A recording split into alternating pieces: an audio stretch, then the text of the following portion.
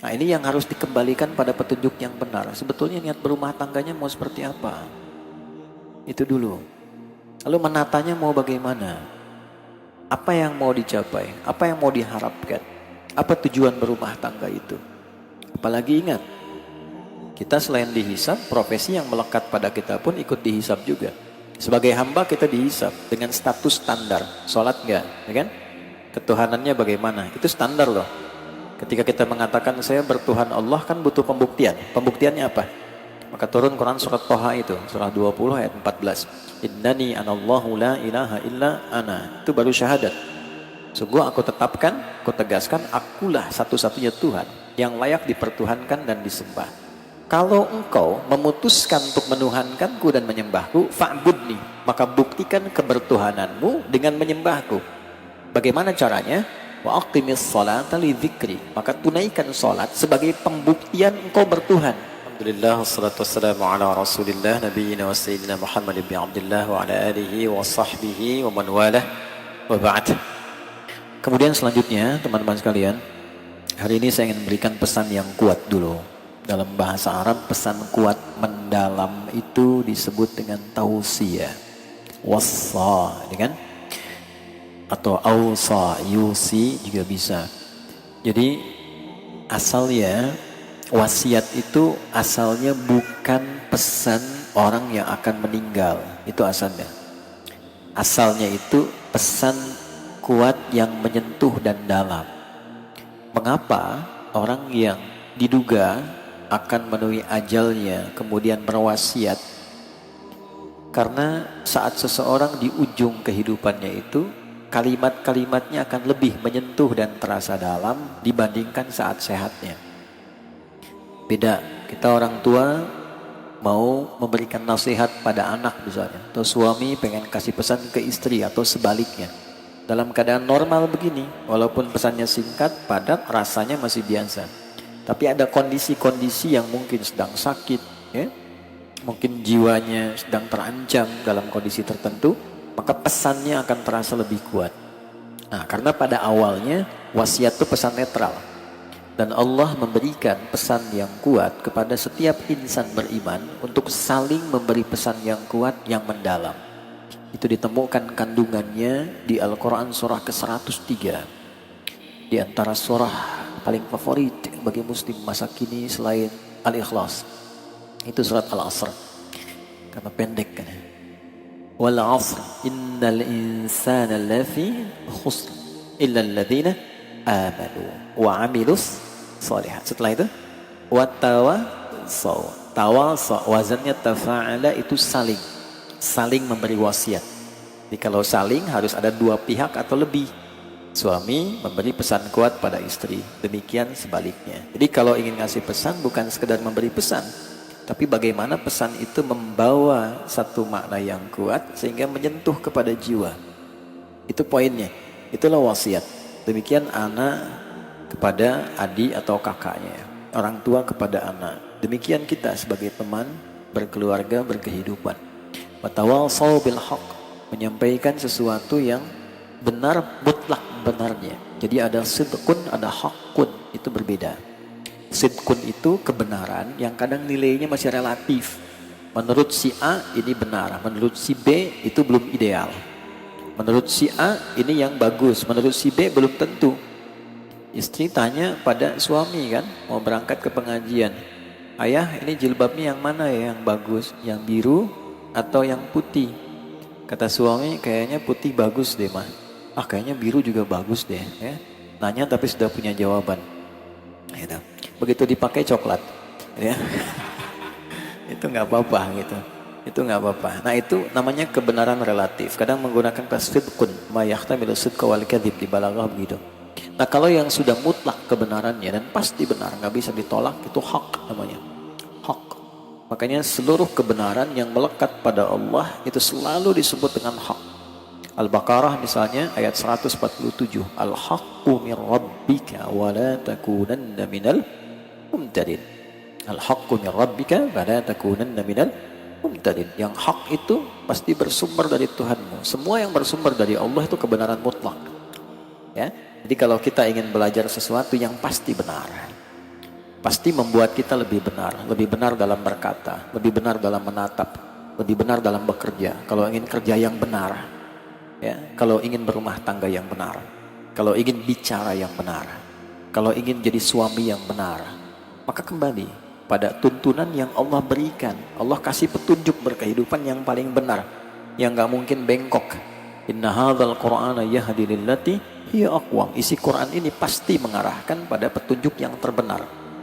Alhamdulillahilladzi anzala ala abdihil kitaba wa lam yaj'al lahu iwaja. Kita bersyukur punya Nabi Muhammad yang menerangkan isi Al-Quran sebagai pedoman berkehidupan. Ingat, bukan bacaan biasa, sebagai pedoman berkehidupan yang isinya mengantarkan kita menjadi pribadi yang benar. Itu poinnya. Nah, karena itu saling mewasiatkan ketika disebut bil haq, artinya mengambil nilai-nilai yang ada di Quran terkait kebutuhan hidup kita. Jadi Quran itu logikanya sederhana. Ini sedang punya jalur hidup apa, beraktivitas apa. Kalau belum ada kan memilih kan. Saya ingin bekerja di sini, saya ingin kuliah di sini, saya ingin belajar di sini, ya kan? Dengan suami istri menata ingin kegiatan begini, ada anak harapannya ingin begini, gitu kan? Nah, ketika itu sudah akan kita awali, gampangnya keluarkan petunjuk di Al-Quran terkait dengan pilihan hidup kita. Dan pasti isi Quran itu akan menuntun kita mendapatkan yang paling benar dan terbaik dari pilihan aktivitas yang akan kita kerjakan. Itu poin dasarnya dulu. Nah, kalau ada masalah kehidupan tidak bisa dituntaskan, padahal tinjauan materi dunianya lebih dari cukup, statusnya sudah bagus, coba dicek, mungkin cara menjalani hidupnya yang kurang benar. Nah, saya melihat kekinian kita mengamati, dan tugas para kiai, ulama, minimal ustadz-ustadz kan mendampingi berbagai macam program sosial, problem sosial kehidupan yang ada di masyarakat, sehingga bisa menampilkan panduan yang benar ini untuk dikembalikan lagi supaya jadi lebih baik. Nah, saya perhatikan ada persoalan yang saat ini nampaknya menjadi tren dalam kehidupan rumah tangga.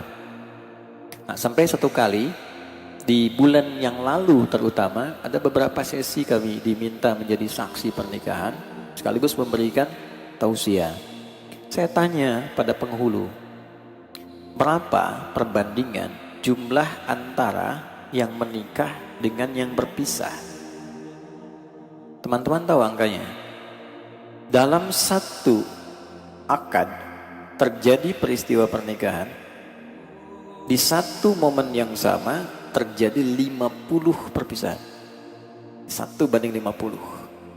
Jadi kalau ada satu orang menikah di hari A jam sekian, di saat yang sama itu ada 50 orang sedang berpisah. Atau minimal proses dalam perpisahan. Faktornya banyak. Nah, problem terbesarnya kelihatannya dalam perjalanan ini menjadi tren. Nah, ini yang harus dikembalikan pada petunjuk yang benar. Sebetulnya niat berumah tangganya mau seperti apa? Itu dulu. Lalu menatanya mau bagaimana? Apa yang mau dicapai? Apa yang mau diharapkan? Apa tujuan berumah tangga itu? Apalagi ingat, kita selain dihisab, profesi yang melekat pada kita pun ikut dihisab juga. Sebagai hamba kita dihisab dengan status standar. Sholat enggak? Ya kan? Ketuhanannya bagaimana? Itu standar loh. Ketika kita mengatakan saya bertuhan Allah kan butuh pembuktian. Pembuktiannya apa? Maka turun Quran surat Toha itu, surah 20 ayat 14. Innani anallahu la ilaha illa ana. Itu baru syahadat. Sungguh aku tetapkan, aku tegaskan, akulah satu-satunya Tuhan yang layak dipertuhankan dan disembah. Kalau engkau memutuskan untuk menuhankanku dan menyembahku, fa'budni, maka buktikan kebertuhananmu dengan menyembahku. Bagaimana caranya? Wa aqimis sholata li dzikri. Maka tunaikan salat sebagai pembuktian engkau bertuhan. Jadi sholat itu bukan hanya ibadah. Sholat itu konfirmasi bahwa kita bertuhan. Makanya Nabi pernah komen. Kalau Nabi komen tuh kita langsung like and subscribe aja. Paling gampang ya. Al-farqu bainal mu'min wal kafir tarku sholat. Ciri beda antara orang beriman dengan yang belum punya iman itu, lihat sholatnya. Jadi walaupun mengklaim bahwa saya beriman misalnya, tapi tidak menunaikan sholat. Nah itu keberimanannya belum bisa dibuktikan, belum bisa dikonfirmasi. Ya, konfirmasi kita bertuhan itu kan bentuknya ibadah. Teman kita yang non-Islam bertuhan kan, pada yang lain.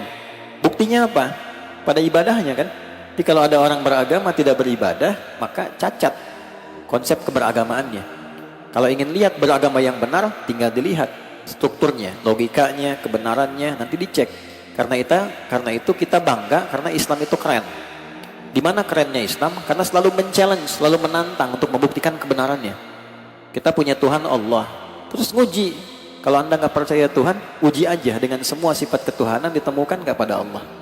Tuh, semua diturunkan ayatnya. Kita punya kitab Al-Quran, nantang juga. Kalau Anda ragu ini bukan firman Allah, silahkan cek, analisis sampai ditemukan, ya, sampai punya bukti bahwa ini bukan firman Tuhan. Satu-satunya kitab di muka bumi yang men-challenge siapapun untuk membuktikan keautentisitasannya, Al-Quran. Nah, balik lagi teman-teman sekalian. Nah, selain yang dasar-dasar, yang melekat pada kita pun akan dihisab. Ini teman-teman public figure nih. Ya, saya mencintai, menyayangi Anda semua, ya, sebagai teman yang menyertai, membimbing dan sebagainya. Tapi saya, Anda, kita itu punya hisab tambahan. Karena apapun yang kita kerjakan, followersnya ikut berdasarkan perilaku kita, maka kita dapat bagiannya. Ya. Ingat, hati-hati, walaupun wala taziru wazratu wizra ukhra, seseorang tidak akan menanggung beban yang lain. Betul, dosanya dia punya dia, dosa kita punya kita.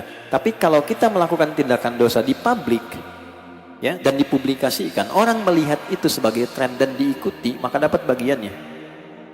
Ya, man sanna fil islami sunnatan hasanatan, siapa yang berupaya menampilkan dan melestarikan kebaikan yang diinisiasi kembali. Ada padam, diinisiasi lagi. Orang jarang tahajud, diinisiasi supaya tahajud. Itu begitu dia tahajud, diikuti orang, dia dapat pahala tahajud dari semua orang yang mengerjakan itu. Itu. Tapi sebaliknya, man sanna fil islami sunnatan sayyi'atan, siapa yang menginisiasi satu keburukan, ditampilkan, diupload dan diupdate, terus lihat, jadi tren, diikuti, maka dia menanggung juga bagian keburukan yang dihasilkan dari contoh buruk yang ditampilkan. Makanya saya seringkali kasih masukan, teman-teman kalau followersnya banyak itu sehari misalnya satu upload tentang satu hadis, satu ayat, kan wallahu a'lam, dari 1 juta 1 orang dapat hidayah, kan lumayan, dapat kebaikan dari situ, atau pesan-pesan kebaikan yang bisa ditampilkan. Nah, karena itu kita akan coba perkuat kembali tentang nilai-nilai dalam kerumah tanggaan, supaya ini menjadi kuat dari apa yang kita alami saat ini. Tidak dalam konteks mengomentari satu atau menghukumi dua, tapi menguatkan nilai kehidupan yang kita bawa. Minimal belum menikah sebagai anak, supaya ke orang tua makin baik, baik hidup ataupun telah wafat. Kan mungkin ada yang belum menikah, ya, yang hadir di sini. Mudah-mudahan kiamat kurang 2 hari dah bisa menikah. Masih ada waktu sehari.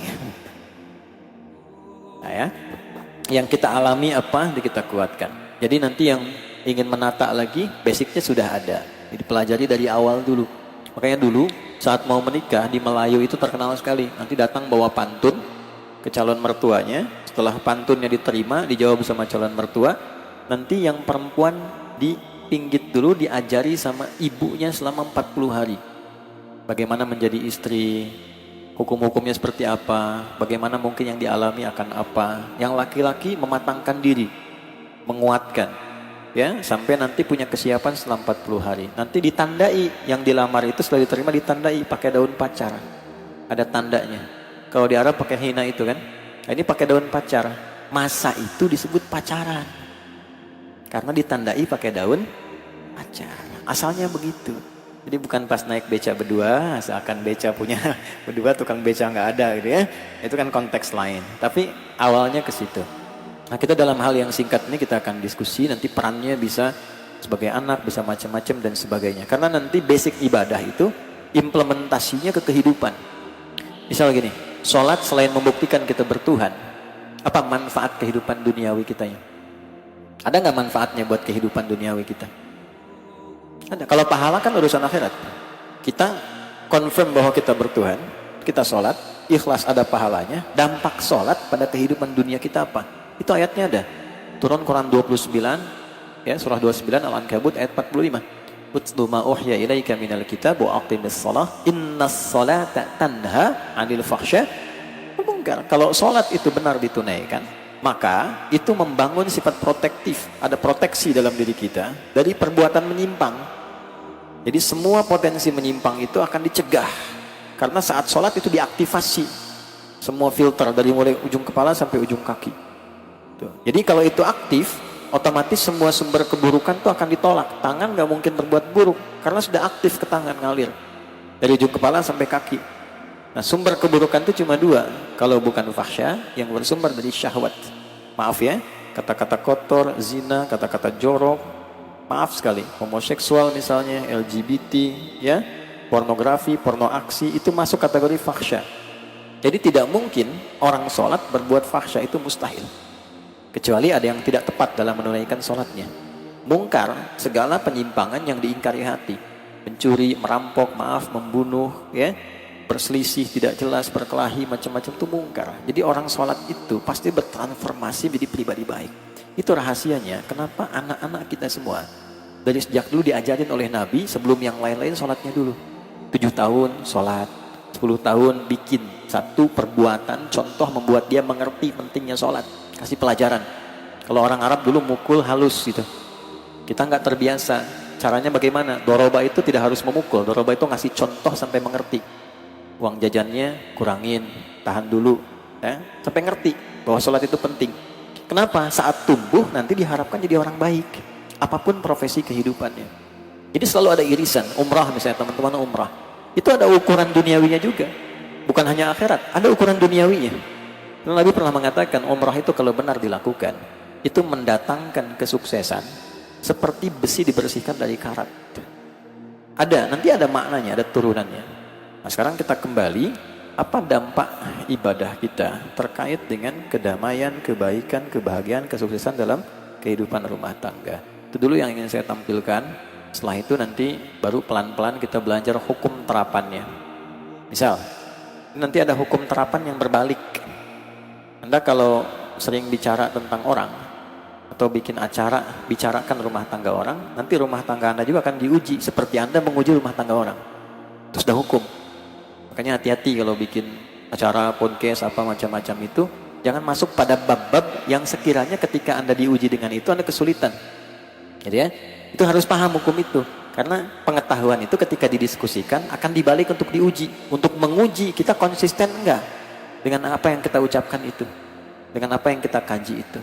Makanya ada bab-bab tertentu dalam kehidupan rumah tangga yang tidak boleh dibawa ke ruang publik.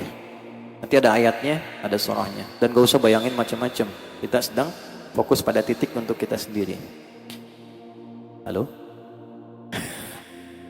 Yuk kita masuk ya. Kata nikah, masuk bab pernikahan di rumah tangga. Nanti perannya kembali ke masing-masing ya. Yang belum menikah sebagai anak, nanti bisa sebagai ibu, sebagai ayah, sebagai istri dan sebagainya. Kata nikah itu setidaknya disebutkan dalam Al-Quran sebanyak 19 kali. Kurang lebih. Pelan-pelan. Dari sekian penyebutan itu, ada pelajaran dan bimbingan. Bagaimana sebelum, saat, dan setelah pernikahan itu dilangsungkan, bisa berjalan dengan nyaman, baik, tenang, dan bahagia. Kalau dibawa ke kitanya, membawa kedamaian, kedamaian itu didahulukan ya. Bahasa agamanya sakinah.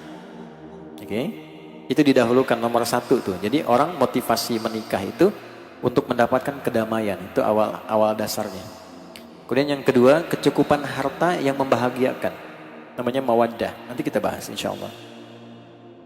Yang ketiga, rasa kasih mendalam yang membangun dan menjaga kerukunan, yang merawat kerukunan, itu rahmah namanya.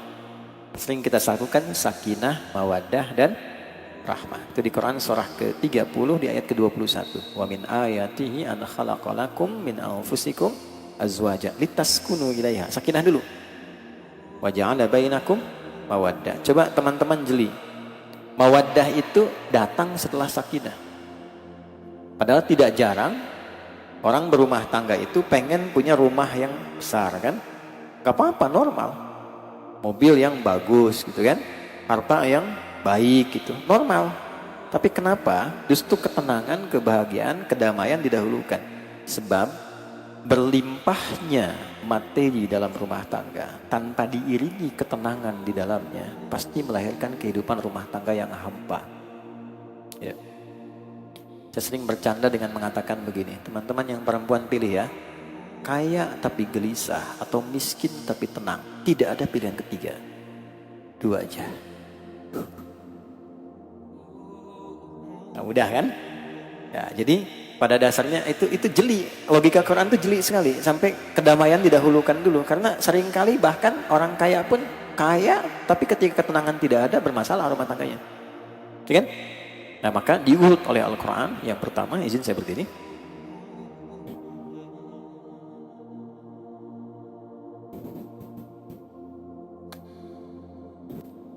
Jadi yang pertama, saya tulis pakai bahasa Arab ya. Bismillah. Ini sakinah. Ini. Kemudian di sini ada mawaddah. Kemudian di sini ada rahmah. Rahmah. Pelan-pelan.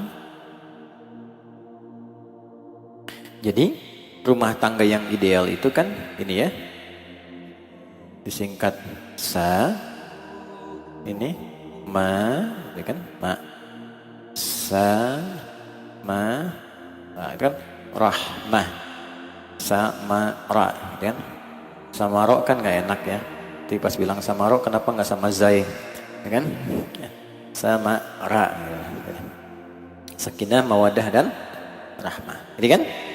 Baik, pelan-pelan ya. Nah, bahkan teman-teman kan bikin majelis ini musyawarah kan. Muda, sakinah, mawadah dan rahmah. Pelan-pelan. Kalau sudah pakai wa, gak usah pakai dan lagi. Itu pleonasme. Karena dan itu bahasa Arabnya wa. Sakinah, mawadah dan rahmah. Nah, artinya rumah tangga yang ideal itu bisa tenang. Jadi suami tenang, lihat istri tenang, istri lihat suami tenang. Ya, Nabi pulang punya persoalan yang rumit, darun dari gua Hira, lihat malaikat Jibril pertama kali gelisah, sampai di rumah ketuk salam keluar, lihat istri Sayyidah Khadijah, dilihat tenang, setengah gelisahnya hilang. Ideal banget ya. Zammiluni, zammiluni, tolong selimuti aku, dibawa ke kamar, tiduran diselimuti, dibisikin di telinganya. Bahasa kitanya enak banget, indah. Sayang, kau ini orang baik. Gak ada catatannya kau punya musuh. Kau selalu pelindung orang lemah, penyayang anak yatim. Yakinkan pada hatimu yang paling dalam, aku akan selalu bersamamu dalam suka dan duka. Tenang. Enak kan? Untuk pulang ke rumah, lagi banyak masalah, buka pintu, lihat istri, tambah masalah. Nah, itu artinya belum sakinah. Caranya bagaimana? Atau sebaliknya kan? Istri lihat suami akhir bulan gak tenang, kan? Ini juga. Nah, ini mawaddah. Ini terkait dengan harta. Dari kata maddah, materi duniawi. Umumnya cinta yang didasarkan pada materi. Nanti materinya turun tuh. Bagaimana merawat cinta dengan anugerah fisik, pemberian materi. Karena itu kenapa saat akad nikah ada mahar. Itu kan tanda cinta.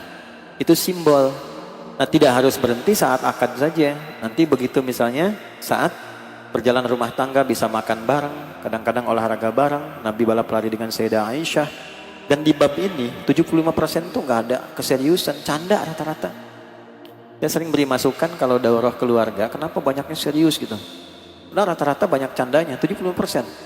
Ketika masuk di bab ini nih, di mawaddah ini. Dan luar biasa, nanti kita akan temukan karakteristiknya masing-masing. Sampai ditemukan kenapa Nabi dianugerahi oleh Allah diizinkan menikah lebih daripada 4 istri. Dalam catatan kan ada yang sampai 11 itu kan. Ternyata kesimpulannya apa? Bukan bab poligaminya, bukan. Tapi Nabi dititipkan oleh Allah istri-istri yang mewakili seluruh karakter perempuan di muka bumi. Terhimpunlah pada istri-istri Nabi. Jadi kita ini saat punya istri, itu akan diwakili karakternya salah satunya dari istri Nabi. Misal, ada yang senang fashion. Ada di antara istri itu mungkin yang senang kepakaian fashion. Seperti Sayyidah Zainab. Ada yang senang masak. Ada. Seperti Sayyidah Saudah binti Zam'ah.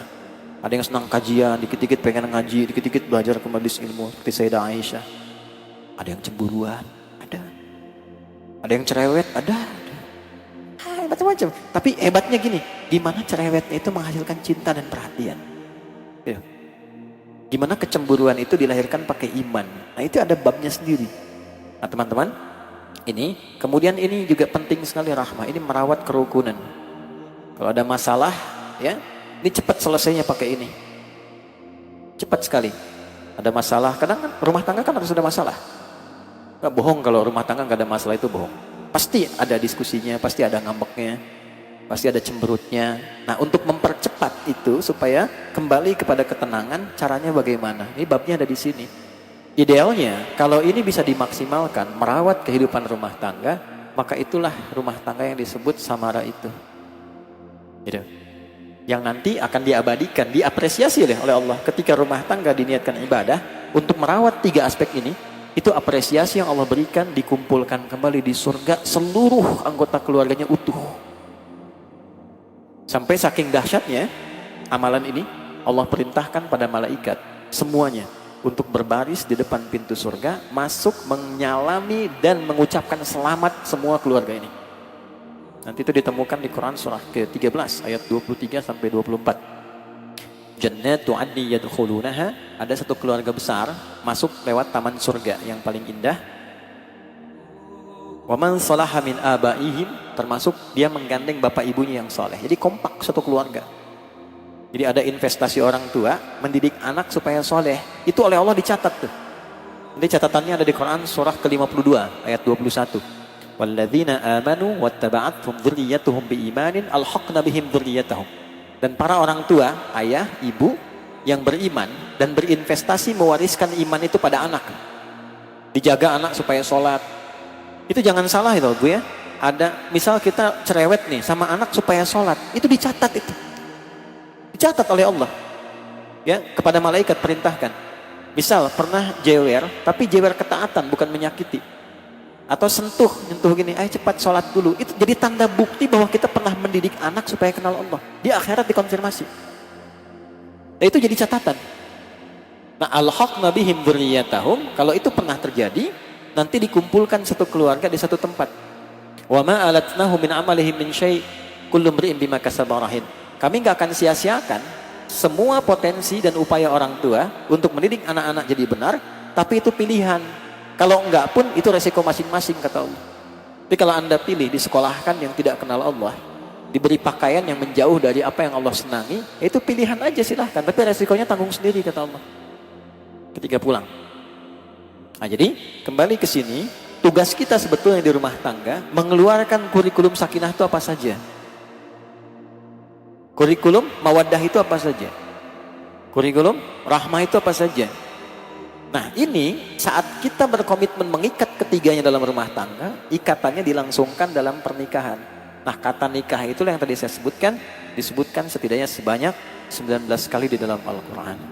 Di 19 inilah kemudian kita keluarkan 19 langkah ini guna memenuhi kebutuhan samara yang kita harapkan. Jadi nggak cukup kita tuliskan pernikahan samara misalnya, tulis di pintu, ya. Nah, tapi ternyata tidak, hakikatnya tidak seperti yang dirasakan. Kembali ya, bismillah.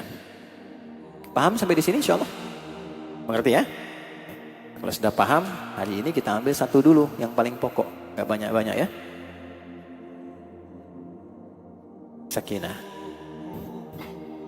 Sekarang kurikulumnya apa, pedomannya apa? Kurikulumnya, pedomannya untuk sakinah itu seperti apa? Walaupun namanya Ibu Sakinah, tapi tidak dapat ini, ya, tidak mudah untuk didapatkan. Satu, Quran surah kedua di ayat 221, ditafsir di Quran surah ke-6 di ayat ke-82. Nanti cara untuk mengoptimalkan ini, hasilnya dulu dijelaskan di Quran surah ke-65. Ini membentengi dari kemungkinan hal yang terburuk dalam rumah tangga. Ayat kedua sampai 3.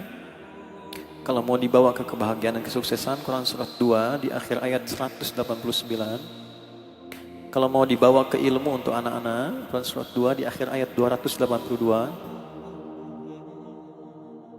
Amalan pokoknya kita ambil aja dulu yang dasar, Quran surah 2 di ayat 1 sampai 5. Saya kasih di sini angka 2, saya tuliskan sampai ke 5, saya kasih kurung supaya nggak lepas. Baik. Jelas insya Allah? Paham? Ya, kalau sudah paham kita akhiri pertemuan kita. Berapa menit sampai ke Zuhur? Di sini jam berapa? 5 menit, baik ya? Masih cukup ya, insya Allah. Yuk kita mulai. Quran surah kedua ayat 221. Ini kata nikah pertama yang disebutkan di dalam Al-Quran terkait aspek sakinah, ketenangan. Bagaimana mendapatkan ketenangan sejati di dalam kehidupan rumah tangga. A'udzubillahi minasyaitonirrajim. Bismillahirrahmanirrahim. Wala tankihul musyrikati hatta yu'min. Wala amatun mu'minatun khairum min musyrikatin walau a'jabatkum. Ada? Wala tunkihul musyrikina hatta yu'minu. Wala 'abdun mu'minun khairum min musyrikin walau a'jabakum. Ulaika yad'una ilan nar. Ada ayatnya? Wallahu yad'u ilal jannati wal maghfirah. Pelan-pelan. Al-ayah fokus sampai di sini dulu. Wala tankihul musyrikati, dan janganlah kalian menikahi para penyekutu Tuhan hatta yu'minna, kecuali sampai ia pun memutuskan mau beriman. Tolong di highlight pada kata iman. Ini dia poinnya.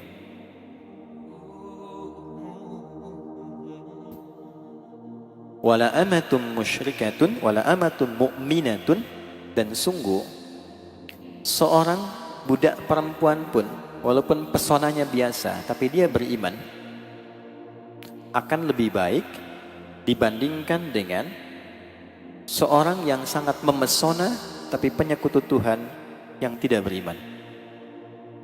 Khairum min musyrikatin walau a'jabatkum. Wala tunkihul musyrikina hatta yu'minu, dan janganlah para ayah menitipkan anak perempuannya untuk dinikahkan pada pria penyekutu Tuhan tanpa iman. Wala abdum mu'minun khairum min musyriki walau a'jabakum. Sungguh lelaki walaupun pesonanya biasa bahkan budak tapi dia beriman lebih baik dibandingkan dengan penyekutu Tuhan tapi tidak, walaupun dia memesona tapi penyekutu Tuhan. Ulaika yad'una ilan nar. Salah pilihan bisa mengantarkan pada kecelakaan dunia dan akhirat. Itu poinnya. Benar pilihan mengantarkan pada kedamaian, petunjuk, dan kebahagiaan dalam kehidupan rumah tangga. Itu poin. Sampai situ dulu ya. Jadi dasar dari ketenangan kehidupan rumah tangga, saya highlightnya kata ini dulu. Jika menginginkan kehidupan rumah tangga yang sakinah, yang tenang, cenderung damai, maka dasarnya adalah ini, iman. Saya tulis pakai bahasa Arab ini, al-iman. Ini dulu. Jadi bagaimana menjalani kehidupan rumah tangga dengan iman. Jadi suami beriman, masak dengan iman, berpakaian dengan iman, bangun rumah pakai iman dan sebagainya. Apa itu iman? Percaya. Apa itu percaya? Iman. Iman itu yakin tanpa ragu. Oke? Tapi saya akan bahas dasar katanya. Iman itu asal katanya begini. Amana, gini. Ini saya urai dulu ya, supaya paham unsur-unsur katanya. Begini. Amana yu'minu. Amana. Ini agak dalam ya, agak dalam. Amana asalnya gini. Kalau ada yang tanda begini, asalnya ada 2 huruf nih. 2 huruf begini. 1 hamzah hidup. Ada alif begini, mim dan nun begini. Asalnya amana. Karena 2 ini ketemu, dihapus salah satunya, gini. Diberikan tanda hapus ini bahwa ada alif, diberikan bendera begini. Jelas? Pelan-pelan ya. Jelas di sini? Makanya ada istilah 2 harokat. 2 harokat itu apa sih? 2 harokat dijadikan 1. Misalnya gini. Ada 1 A, ada 1 A. Ini harokatnya 1, harokatnya 1. Digabungkan jadi 1. 1 plus 1 jadi 2. 2 harokat. Karena ini A pendek plus pendek, pendek tambah pendek jadi agak panjang. Karena itu ketika diganti tandanya begini, 2 harokat, maksudnya apa? Maksudnya ini harokat ada 2 disatukan, bacanya panjang dikit. Jelas? Atau kadang dikasih tanda begini di atasnya. Nah balik, ini asalnya kan ada 2 nih, hamzah gini, terus a gitu kan. Nah kata dasarnya ini tambahan nih, ini imbuhan, prefix di awal. Kata dasar dari iman ini, amana ini, asalnya amina, nih 3 huruf, hamzah, mim, nun. Artinya aman. Aman itu bahasa Arab, al-amnu, aman. Asalnya. Nah rumus bahasanya begini, rumus bahasanya. Ya, ini di linguistik ya, linguistik nanti ada 7 terapan. Dari fonem, morfem, kemudian kata, dari kata masuk ke frasa, frasa masuk klausa, klausa masuk kalimat, kalimat masuk wacana. Nah ini setiap kata itu ada keterkaitan maknanya. Iman asalnya dari kata aman. Apa hubungan kata iman dan aman? Kalau kita mengerjakan apapun dengan iman, pasti aman kehidupannya. Gitu. Aman dari gelisah, ya kan? Walaupun sudah berbunyi bel, aman aja kita. Karena paham gitu kan? Ada dasarnya. Ya, ada masalah rizki, aman, tenang aja. Karena ada iman di dalamnya. Ya, ada masalah yang pelik, aman. Dari mana keterangan didapatkan? Itu bukan otak-atik, karena Quran sendiri menampilkan makna itu di Quran surat 6 ayat 82. Man amila shalihan. Siapapun yang mengerjakan satu amal soleh di rumah tangganya beramal soleh. Jadi suami yang soleh, jadi istri yang soleha. Soleh itu mengerjakan sesuatu dengan iman, itu namanya soleh. Ingat ya. Soleh itu bukan sekedar baik, kebaikan yang dikerjakan karena dasar iman, itu soleh. Kalau kebaikan tidak dikerjakan dengan dasar iman, belum bisa disebut soleh. Saya membantu bukan karena dia butuh, tapi karena Allah memerintahkan saya untuk bantu, karena iman saya, itu soleh namanya. Jadi menjadi suami yang soleh, menjadi suami yang mengerjakan semua tugas suami itu karena imannya. Saya menyayangi istri bukan sekedar dia istri saya, tapi iman saya memerintahkan saya untuk merawat dia. Karena itu saya kerjakan karena iman saya pada Allah, bukan sekedar jadi istri. Kalau Allah nggak perintahkan bersikap begitu, saya tidak begitu. Itu soleh namanya. Demikian soleha dengan makna yang sama. Demikian anak soleh. Itu poinnya. Man amila soleha, siapapun yang mengerjakan satu perbuatan soleh, rumah tangga yang soleh, wahwa min dzakarin au untha, baik itu laki-laki suaminya soleh, untha istrinya soleh, anaknya soleh, anak perempuannya soleha, wahwa mu'minun, dan dia mengerjakan itu dengan dasar imannya, falanuhyiyannahu hayatan thayyibah, maka aku akan cepat jamin hidupnya aku akan hadirkan kehidupan yang nyaman dan tentram, hayatan thayyibah. Semua yang diperlukan dicukupkan, semua yang sulit dimudahkan, belum bertemu kesulitan dimudahkan. Bukan tidak menghadapi masalah, tapi setiap akan menghadapi persoalan diringankan dulu masalahnya sehingga seakan-akan gak punya masalah. Jangan dikira kehidupan Nabi tak ada masalah, ada. Ibaratnya piring pecah juga ada loh, jangan salah kalau baca-baca hadis itu. Tapi sengaja ditampilkan oleh Allah supaya ada pendidikan nabawi. Bukan tidak ideal, bukan. Justru Nabi mengajarkan supaya ideal. Sebab itu Nabi mudah bagi Allah menjadikan kehidupan Nabi aman-aman aja. Tapi nanti cara kita belajarnya bagaimana saat menemukan kasus. Makanya Nabi kadang diizinkan oleh Allah ketiduran. Bangunnya saat matahari mulai terbit terasa sinyalnya. Kenapa? Supaya nanti kalau ada umatnya yang bukan Nabi bangun kesiangan, cara menunaikan sholatnya bagaimana? Nah sama. Kalau ada istri cemberut, gimana ngatasinya? Kalau ada suami marah-marah, gimana kemudian bisa menoleransinya? Karena sakinah itu ada makna yang sangat dalam di dalamnya, bukan tenang biasa. Ya. Jadi sakinah itu bukan sekedar tenang. Sakinah, teman-teman sekalian, dia punya rahasia, memiliki makna ketenangan yang nanti kita akan bahas setelah menunaikan sholat duhur berjamaah. Sholat dulu. Baik, kita cukup sebentar ya, salat dulu, nanti setelah salat kita lanjutkan lagi. Baik, sakinah asalnya dari kata sakana. Sakana. Sakana itu artinya, dasarnya, ketenangan yang muncul setelah gejolaknya hilang. Orang Arab berkata begini, kalau teman-teman lihat pohon ada dahan ya, terus ada angin dia goyang tuh. Orang Arab akan berkata begini, sakanatis syajaratu idza dhahabatir riyah. Pohon itu dahannya akan tenang kalau angin yang menerpanya sudah hilang. Sakanatis safinatu idza dhahabatil amwaj. Kapal itu akan tenang kalau ombak yang menerpanya itu sudah hilang. Jadi sakinah itu ketenangan yang tidak berdiri sendiri. Ketenangan diakibatkan berhentinya gelombang. Itu sakinah. Kehidupan rumah tangga itu sering diilustrasikan, diibaratkan seperti kapal yang berlayar. Nah, saya tanya sebentar. Kalau kapal itu tidak disertai dengan ombak, sampai nggak ke tepian? Tidak kan? Oke?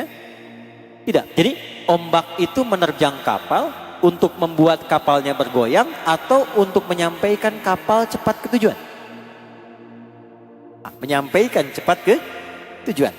Kalau ada ombak menerpa kapal, kapal itu biasanya diuji supaya lebih kuat atau memang dengan ombak itu niatnya untuk dihancurkan begitu saja? Tidak kan? Itu semakin ada ombak semakin kuat, semakin ada ombak semakin kuat. Nah, setelah ombaknya itu dari yang besar menjadi lebih kuat, jadi lebih tenang, ombak-ombak kecil jadi biasa lagi. Di sakinah itu asalnya kembali ketenangan ketika gelombangnya sudah hilang. Ketenangan ketika terpaannya sudah mereda. Jadi kenapa ketenangan di rumah tangga ditampilkan dengan kata sakinah, ingin menunjukkan bahwa ketenangan ini tidak tiba-tiba muncul, bukan. Bukan dengan berumah tangga itu tiba-tiba jadi tenang, tidak begitu. Ingin memberikan kesan bahwa untuk mencapai dalam kehidupan rumah tangga yang tenang itu pasti akan ada pergolakan, akan ada gelombang-gelombang, akan ada ombak yang menguji ketahanan di antara kehidupan atau anggota di keluarga dimaksud. Oke, pelan-pelan. Nanti babnya kemana? Misalnya nanti bisa orang tua dengan anak, suami dengan istri dan sebagainya. Tapi nanti babnya lengkap sekali. Sambil contoh begini. Pelan-pelan ya. Ini logikanya. Ini ada tenang. Tenang itu lawannya apa? Gelisah kan? Galau. Gabut. Galau. Gelisah. Apalagi tuh istilahnya. Galau itu karena ada apa? Masalah kan? Turunkan lagi persamanya karena ada masalah. Oke. Nah ini gelombangnya nih. Ini ujiannya. Mungkin nggak tenang kalau nggak ada galau? Mungkin nggak tenang kalau nggak ada gelisah? Tidak mungkin kan? Harus ada lawannya dulu baru kelihatan jelas kan? Tahu sekarang siang karena malamnya nggak ada kan?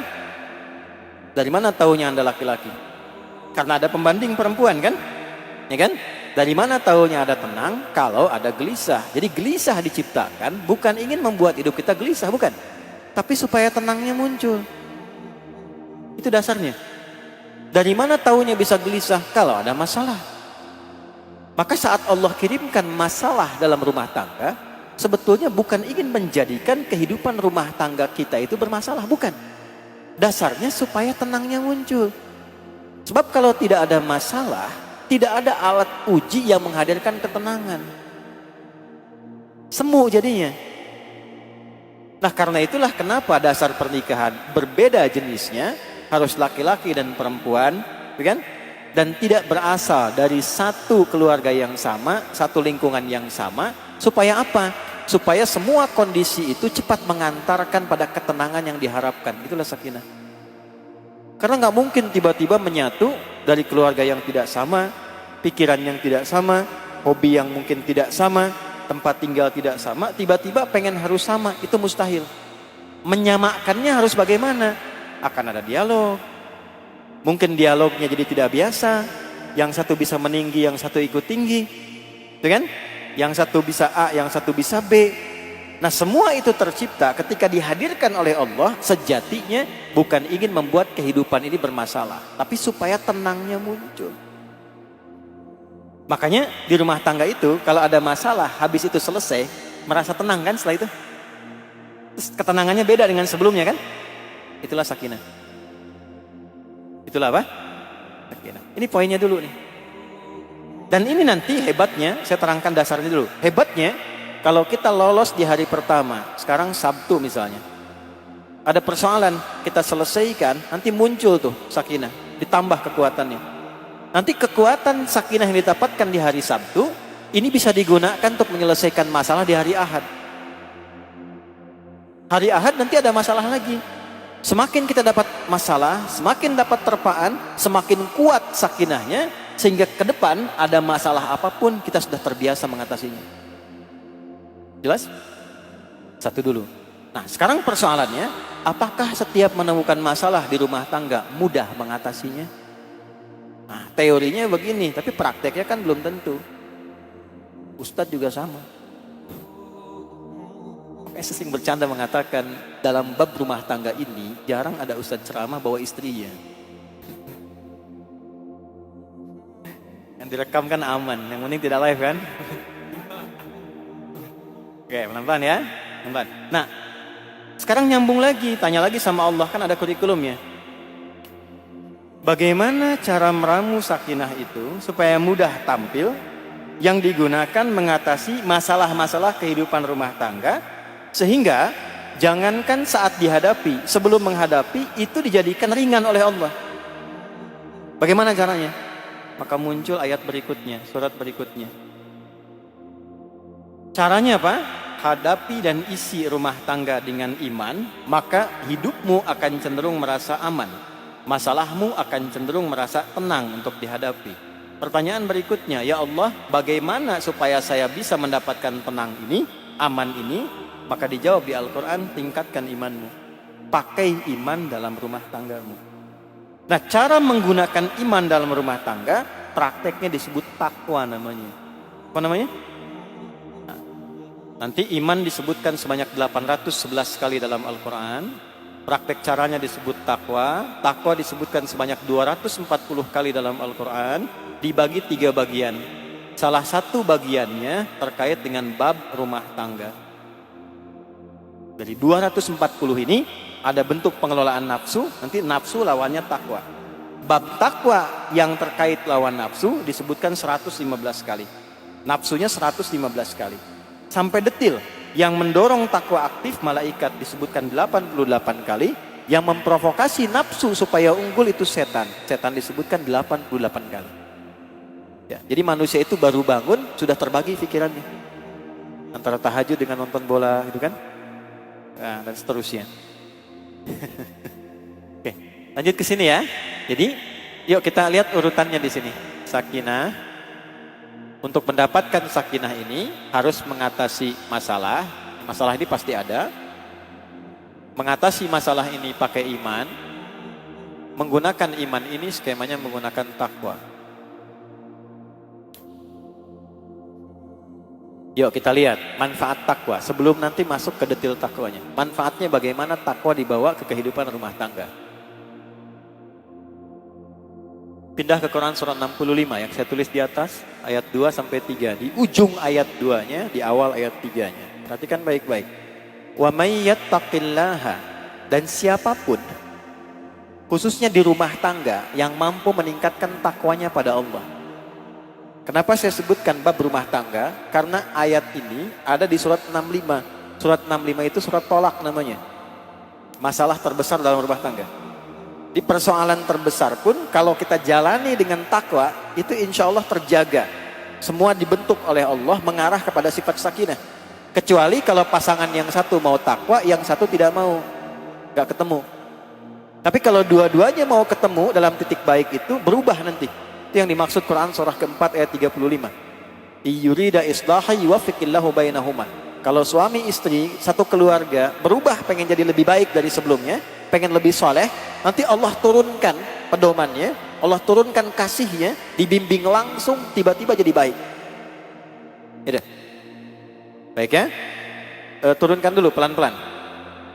Wa may yattaqillaha wa man, dan siapapun. Jadi kalau ada man, cara memahaminya dan merasakannya, tarik kata itu untuk personal kita. Makanya namanya ismun mausulun yadullu 'alal fardiyatil 'ammiyah. Kata sambung, konjungsi, menunjuk objek, sifatnya personal tapi maknanya general. Personal itu apa? Tarik seakan-akan ayat itu untuk kita. Makanya saya terjemahkan siapapun. Saya agak kurang sepakat yang di mushaf terjemah itu barang siapa. Itu suka saya hindari. Ya, karena sampai sekarang jam 12:13 waktu Bintaro, saya belum menemukan tuh barang punya siapa. Maka saya terjemahkan siapapun. Waman, tarik ya. Adi, gitu. Bawa ke statusnya. Kamu sebagai suami, sebagai ayah, sebagai anak untuk ibumu, untuk ayahmu. Yattaqillah, kalau kamu konsisten mampu berusaha semaksimal meningkatkan takwa, semampu kita aja, naikin takwanya. Perhatikan persamaannya. Yaj'al lahu makhraja. Allah akan siapkan solusi dari setiap persoalan hidup yang dia alami. Allah siapkan solusi. Dan itu nggak pakai alif lam, makhraja. Artinya setiap menemukan masalah, Allah sudah kirimkan solusi. Jadi bukan hidup yang nggak ada masalah. Masalahnya mungkin banyak. Tapi ketika akan dihadapi, Allah sudah kecilkan masalahnya seakan-akan gak ada masalah. Nyum gitu ya.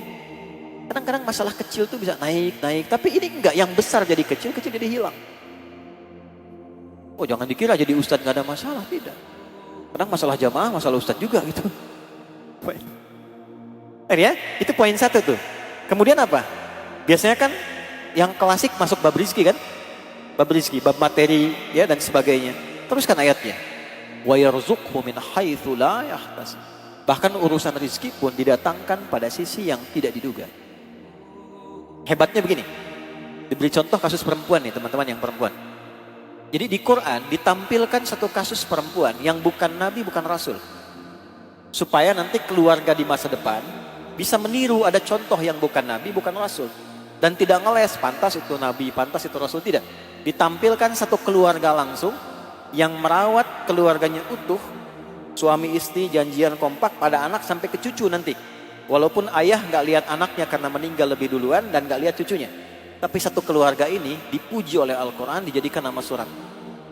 Ya, keluarga sampai ke anak sampai ke cucu disebut al namanya. Apa namanya? Al. Kalau ahlun itu anggota keluarganya. Saya punya anak pertama namanya Muhammad Hamilul Quran. Ahli bait saya, anggota keluarga saya. Ahli bait Nabi, anggota keluarga Nabi. Ya, kalau alun artinya keluarga dengan keturunannya sampai ujung.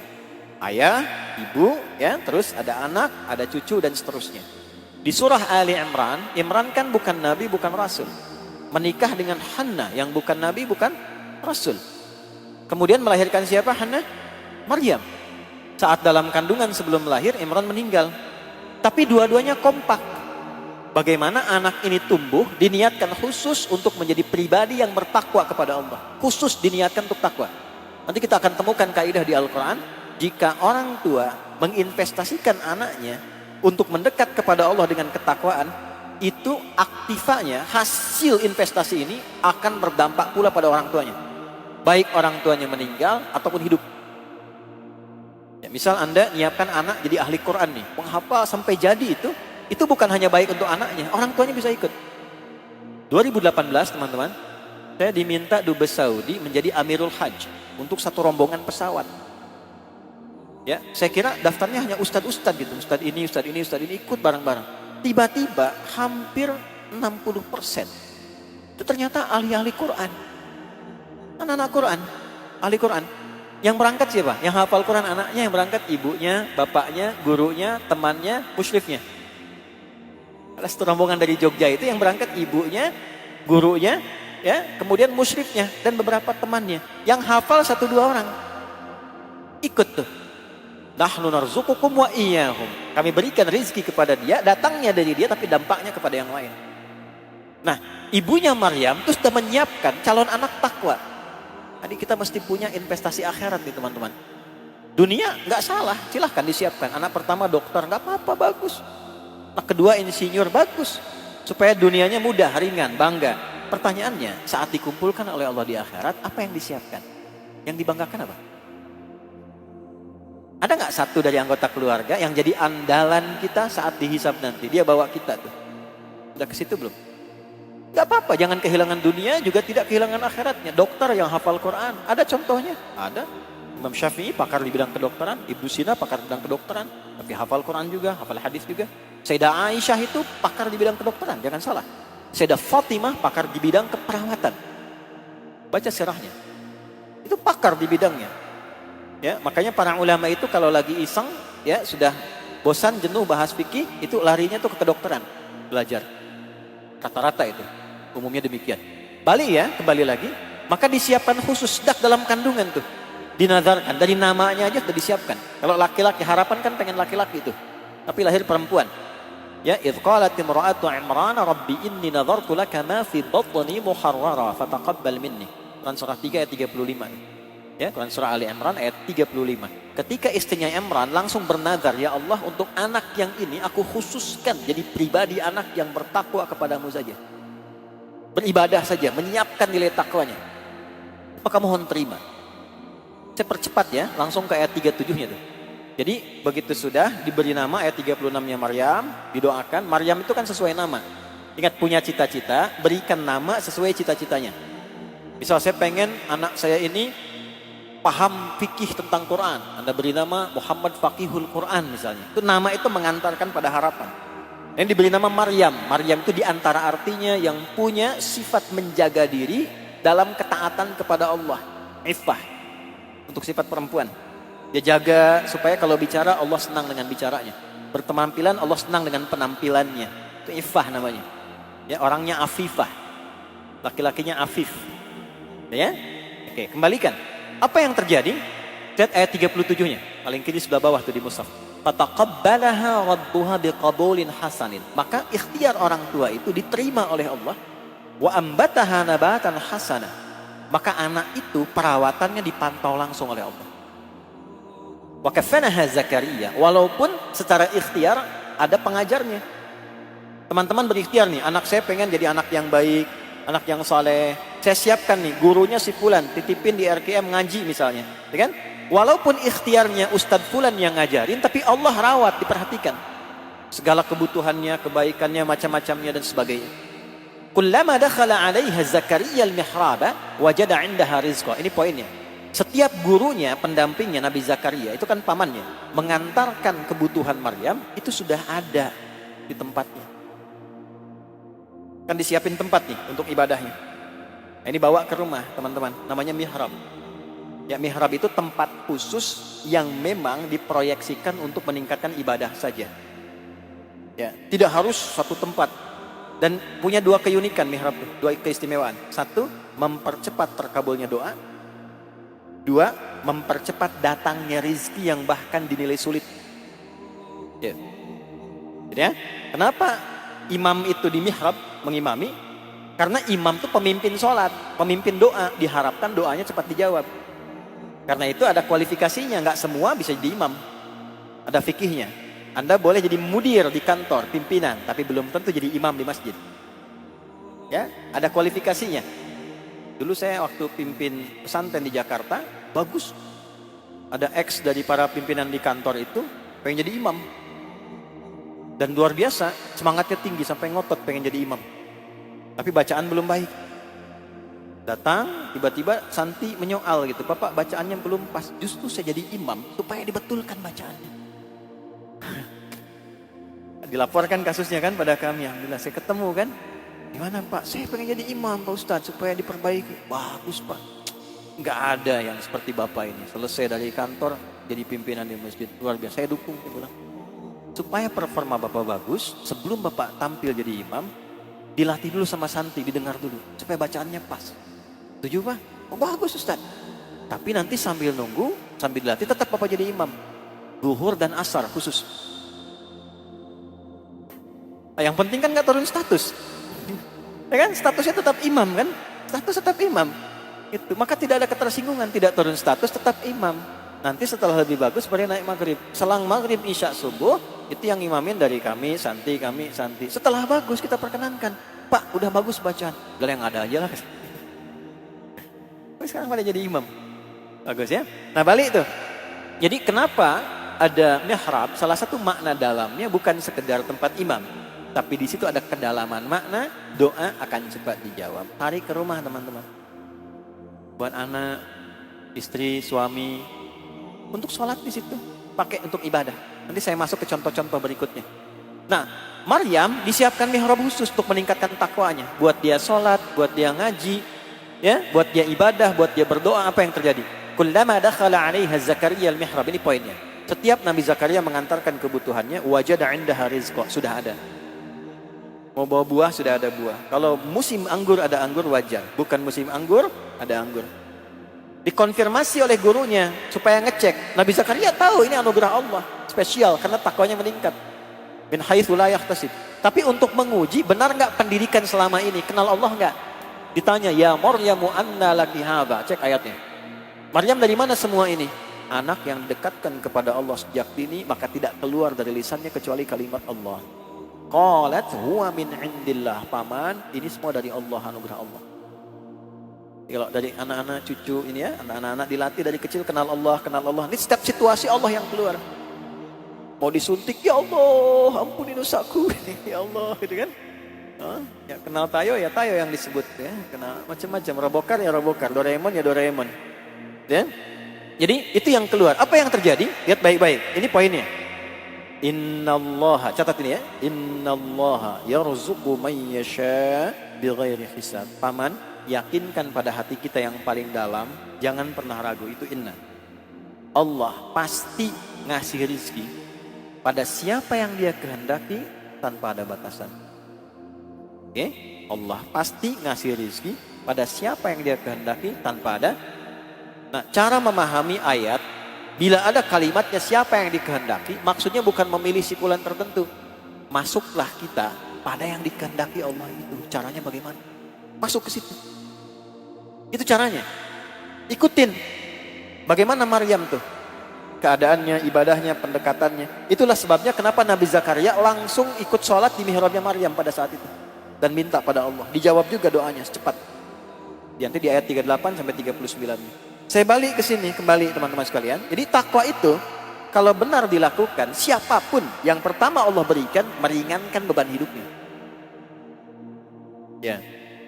Lalu memudahkan datangnya rizki. Pindah Al-Baqarah ayat 189 di ujungnya aja, langsung ke ujung. Wattaqullaha la'allakum tuflihun.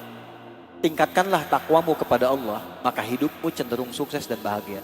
Jadi ternyata ada persamaan takwa, sukses, bahagia. Ada sukses saja namanya fauz. Derivasinya disebutkan 29 kali dalam Al-Quran. Ada fauzi, fauzan, faizah, ya, faizin, itu sukses. Ada yang namanya fauzia, faizah, fauzan, itu orang diharapkan sukses dalam hidupnya. Walaupun belum tentu bahagia. Itu umumnya, kata makna umumnya. Lawannya fariha, fariha, bahagia. Walaupun belum tentu sukses, bahagia. Fariha, laki-lakinya Farhan, perempuannya Farah, ya, Farah Queen, ya, Muhammad Farah, ya, yang diharapkan bahagia dalam hidupnya, walaupun belum tentu mengandung kesuksesan. Kalau digabungkan bahagia dan sukses, jadi falah namanya. Apa namanya? Falahun. Terus saya pengen genggam, nggak pengen saya lepaskan. Saya genggam, ini jangan lepas. Tambahkan hamzah di depannya. Aflah, aflaha. Orang yang muflih. Jamaknya muflihun. Apa jamaknya? Muflihun. Muflihun itu orang yang menggenggam kesuksesan dan kebahagiaan dalam hidupnya. Kalau kita berusaha mengejar itu, bentuk jadi kata kerja. Aflaha yuflihu. Kalau Allah minta pada kita, minta, perintahkan, berarti kita kan kata kerja kedua kan? Kamu, kalian kan?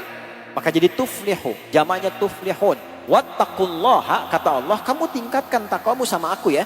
La'allakum tuflihun, supaya kalian lebih bahagia, lebih sukses. Jadi kalau Anda jadi champion dalam pekerjaan Anda, tapi tidak bahagia di rumah, cek, mungkin bukan kurang banyak hartanya, bukan kurang tinggi statusnya, kurang takwa teman-teman. Gitu ya. Kalau masalah nggak pernah tuntas dicek, mungkin karena takwanya, bukan karena tambahan mawaddahnya.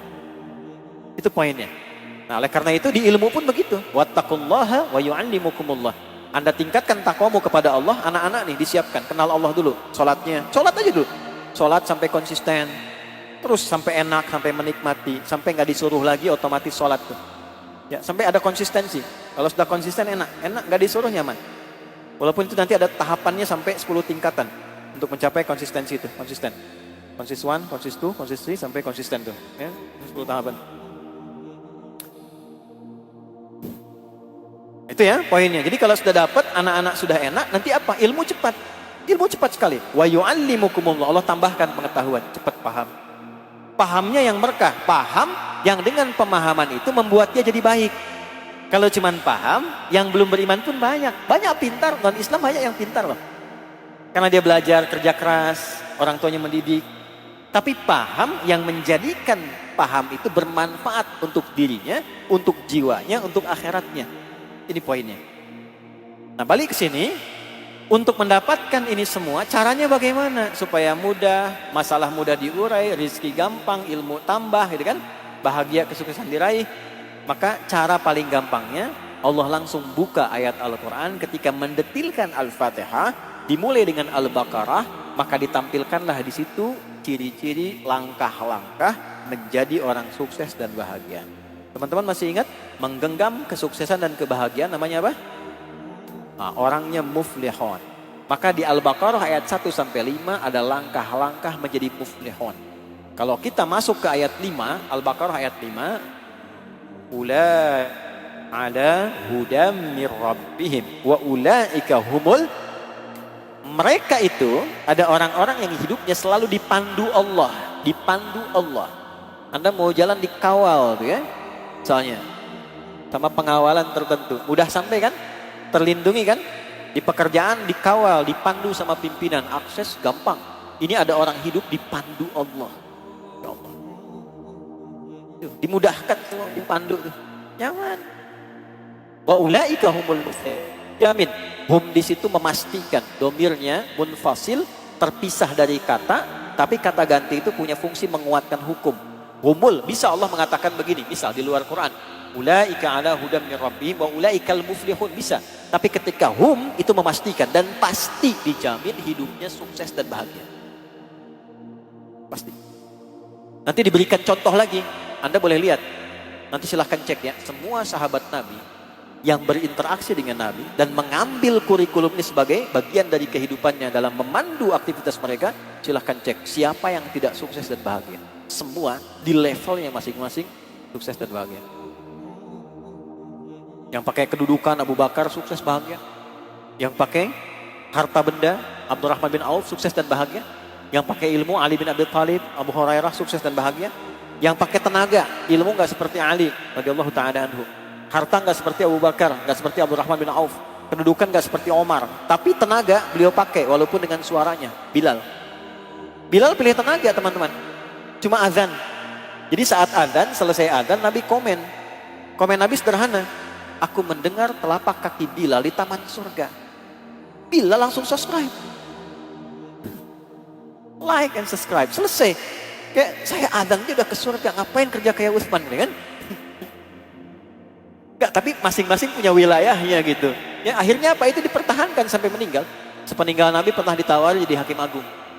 Beliau malah sembunyi, lari karena takut kehilangan jaminan surga yang pernah dijanjikan oleh Nabi. Jadi masing-masing kesuksesan itu bisa relatif sesuai dengan apa yang telah kita targetkan. Semua ada areanya sendiri.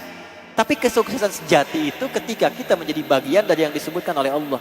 Dunianya dapat, akhiratnya terbawa. Nah, untuk mendapatkan hal demikian, langkahnya ini ayat 1 sampai 4. Saya kurungi di 2 sampai ke ayat 4-nya. Jadi yang satunya challenge-nya Alif Lam Mim. Ini adalah Al-Quran yang disampaikan, disusun dari huruf-huruf yang biasa orang-orang dulu dibacakan, ya kan? Ya.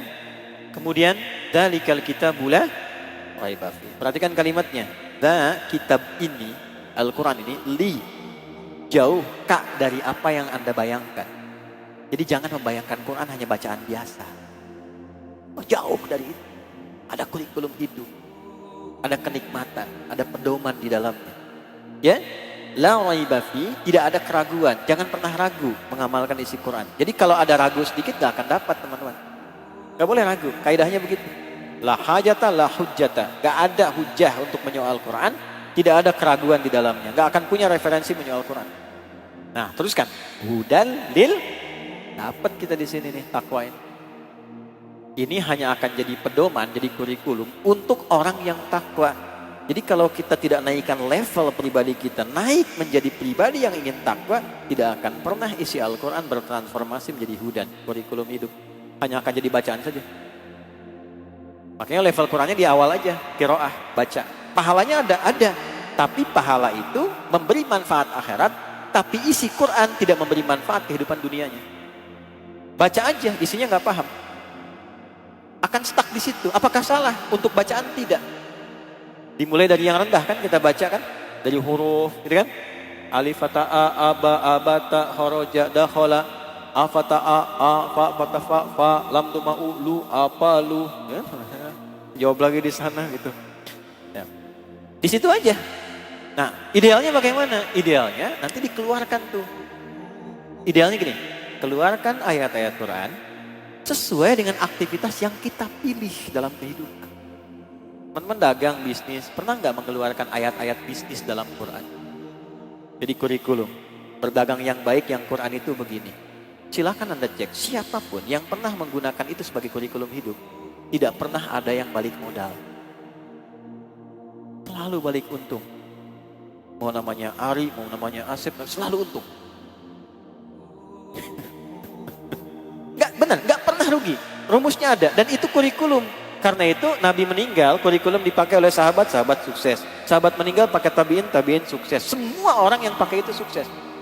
Kalau mau lebih tahu lagi lebih dalam, kehidupan Yahudi yang bahkan di Israel pun, itu mereka memahami kebenaran Quran, dipakai bank di sana pakai sistem syariah.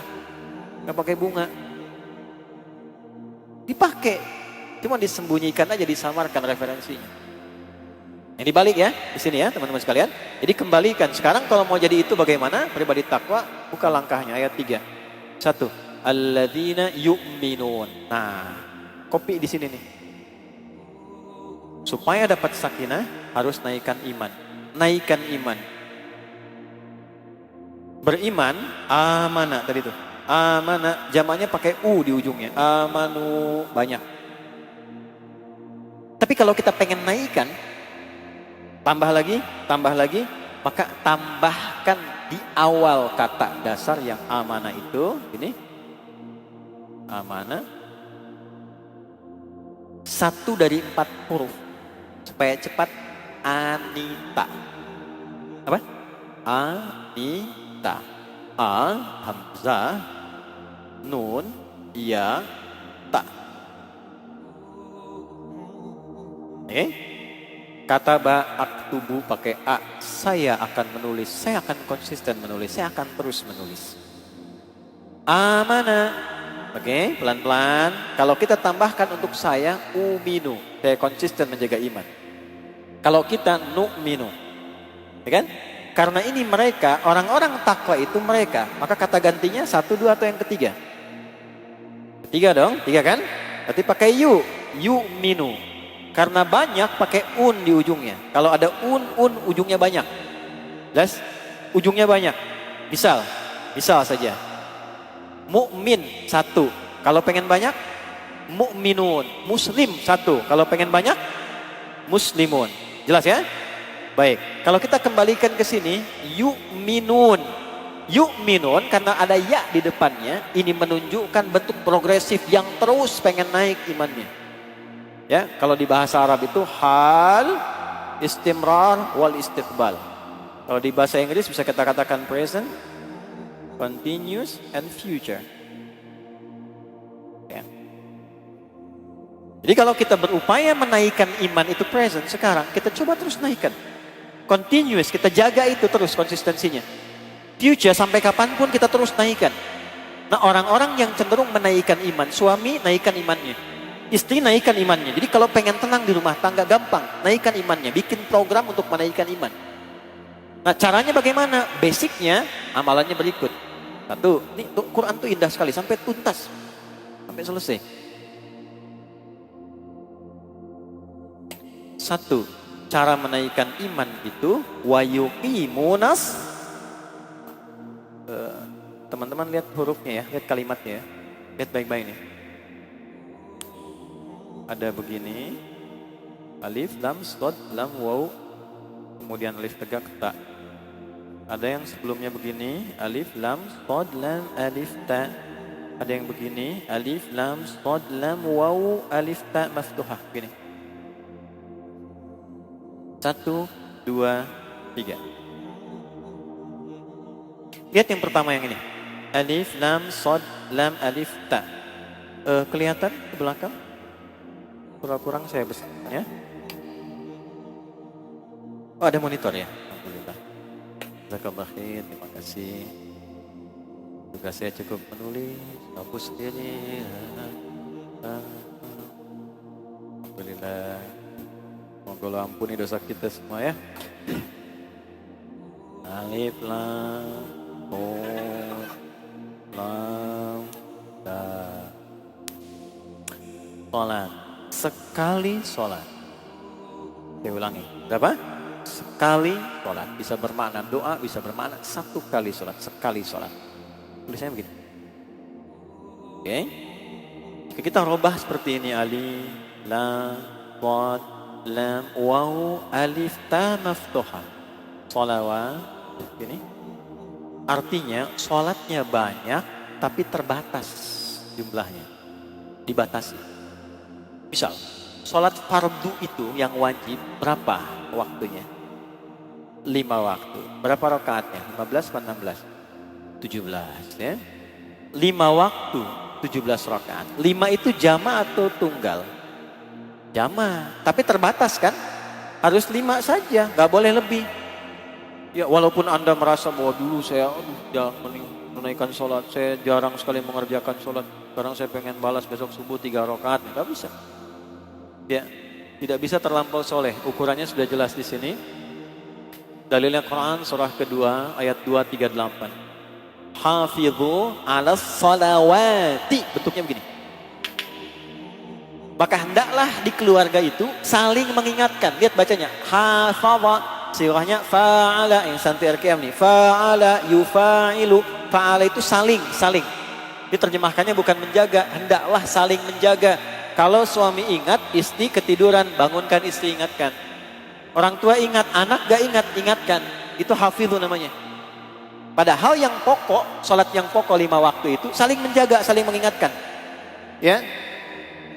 Di luarnya yang sunnah, silahkan saling motivasi. Tapi khusus yang pokok, saling jaga. Jangan sampai ada satu yang tertinggal. Jelas? Alas sholawati. Nah kalau Anda ingin merubah pada bentuk jama banyak tapi tanpa batas, melebihi yang fardu. Di luar yang fardu. Fardunya tetap seperti itu. Terkoneksi dengan Allah. Berapa nomor teleponnya? 24434. 2 subuh, 4 zuhur, 4 asar, 3 maghrib, 4 isya. Terkoneksi kita dengan Allah. Terus kita pengen tambah tuh. Dengan yang sunnah di luar yang fardu tadi. Tambah lagi. Maka tambahan itu merubah bentuk katanya pada yang ketiga tuh. Alif, lam, shad, lam, waw, fathah tegak di atasnya tak marbutah. Ini bentuknya. Kalau ada yang begini, berarti gabungan dari yang fardu plus yang sunnahnya. Nafilahnya. Tambah. Jadi kalau teman-teman menjaga sholat 5 waktu tanpa menambah, ya jangankan Anda yang pengen mudah, yang lain pun 5 waktu juga. Anda pengen punya akses cepat, koneksi ke Allah yang cepat. Kan? Yang lain pun yang biasa-biasa 5 waktu juga. Anda pengen tambah anugerah 5 juga. Apa pembedanya? Nah jadi kenapa di sini dinaikkan katanya dari amanu jadi yu'minun? Kalau ingin jadi orang takwa sejati, maka yu'minun imannya naikin. Nanti dampaknya ke rumah tangga akan terasa. Gimana caranya? Ini kan jama'un mereka dimotivasi di rumah tangga tuh naik. Tambah jaga sunnahnya. Misal, kalau mau latihan jangan terlalu ekstrim. Pelan-pelan dulu. Nabi senang yang sedikit tapi konsisten. Continue dilakukan. Ya, yang melekat dulu, melekat dengan yang fardu. Fardu 5 kan, yang melekat nempel, yang nambah sehingga pahala pun ditambah. Tertib, rotib tersusun, rawatib nempel. Sebelum sholat yang fardu atau setelah. Qabla sholatil fardu, qabla sholat al-fard, qabla sholatil fard. Kalau kita buang sholatil fardunya, qabla karena kepanjangan, untuk mengganti ini tambah ya dinisbahkan ke sini, tambah ta untuk sifatnya qobliyah. Sebelum itu qobliyah. Setelah ba'diyah. Ba'da itu setelah. Kalau bilang ba'da setelah ba'da asar, artinya ba'da asar. Ya? Nah, tinggal cek ada berapa jumlah rakaatnya. Belajar dari situ dulu supaya nggak nyari waktu yang panjang-panjang dulu. Yang melekat dulu supaya nempel. Berapa jumlahnya? Tahu dari mana? Ada standar awal itu 12. Hadisnya berbunyi begini. Man sholla, ini nanti lihat dampaknya ke rumah tangga ya. Nanti saya akan kasih contoh-contoh yang lain. Kita sampai jam berapa ya? Baik, insya Allah. Mas Dimas, Mbak Dini, tolong di sebelah sini. Ibu mau sampai asar. Saya jam 1 pulang ya. ada pertemuan di Jakarta. Lanjut dulu ya. Perhatikan baik-baik teman-teman sekalian. Kembali ke sini. Man sholla isnatai asyrata raka'atan. Siapapun yang mau konsisten mengerjakan sholat 12 rakaat. Berapa? 12. Fi yaumin wa lailatin, yang mengiringi sholat fardunya siang dan malam. Jadi nanti ada yang letaknya di siang. Siang itu hitungannya subuh sampai dengan ke asar, menjelang maghrib. Malam dari isya ke atas. Jelas? Fi yaumin wa lailatin, dirinci arba'an qabla dhuhri. 4 rakaat sebelum zuhur. Oke? 4 rakaat sebelum zuhur. Teknisnya nanti bisa 4 sekaligus, bisa 2 rakaat salam, 2 rakaat salam. Mudah, silakan ya. Baik.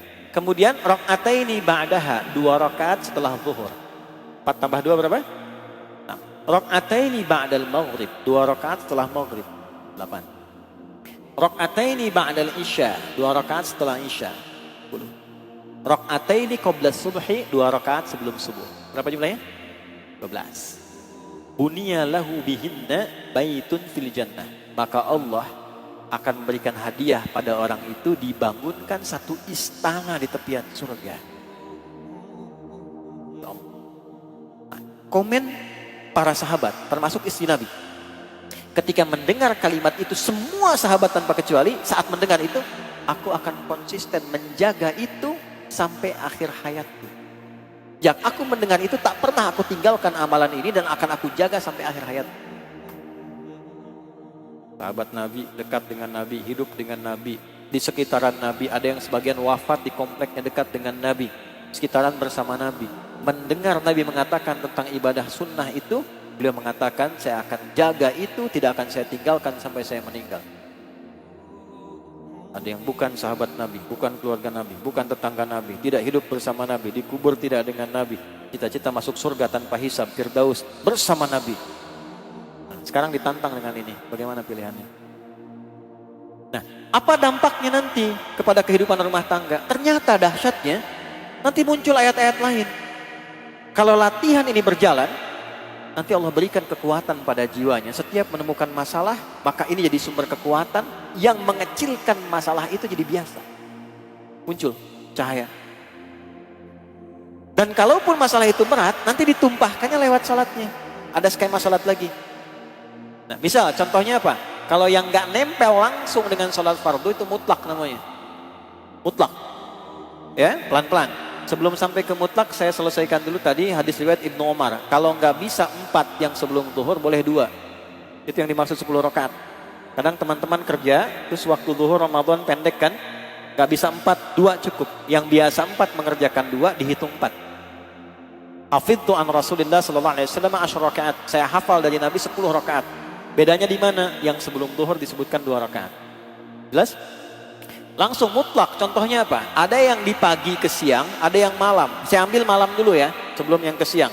Malam itu khusus yang buat curhat, buat ngentaskan masalah, buat minta sama Allah solusi yang berat di rumah tangga, itu rata-rata malam. Jenisnya ada dua sholatnya. Ada berapa? Ada yang dilakukan tidak diawali dengan tidur dulu. Namanya qiyamul lail. Umum maknanya. Qiyamul lail. Bangun saat malam. Mau diawali tidur, tidak diawali tidur. Nama umumnya qiyamul lail. Ya, karena lail itu malam. Ya, lail malam. Jamaknya layali. Layali. Turunannya laili, lela, lili. Ya, ibu leli, ibu malam-malam. Qiyamul lail. Ya, surah turun pelan-pelan. Surah turun. Surah ke-73 Al-Muzammil. Ya ayyuhal muzammil, qumil laila illa qalila, nisfahu aw inqus minhu qalila aw zid 'alaihi wa rattilil qur'ana tartila. Langsung ke ayat 6 dulu. Perhatikan ya, bedanya salat siang dengan malam. Perhatikan bedanya. Inna nasyi'atal laili hiya ashaddu wata'aw wa aqwamu qila. Sungguh jika Anda mampu bangun malam, sholat di malam hari, itu sentuhannya kepada jiwa begitu dalam. Kata-kata yang diungkapkan begitu terasa. Apa prakteknya? Ternyata kalau kita riset di ayat-ayat Quran, kita akan temukan. Jangankan seorang ibu, ayah pun ketika menemukan kesulitan di rumah tangga, curhatnya malam sholat. Anda kenal Nabi Yakub?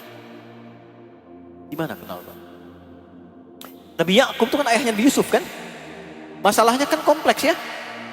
Ayahnya, anak-anak 12 kan? Yang 2 bermasalah dijaili oleh yang 10 kan? Yusuf dengan Bunyamin itu.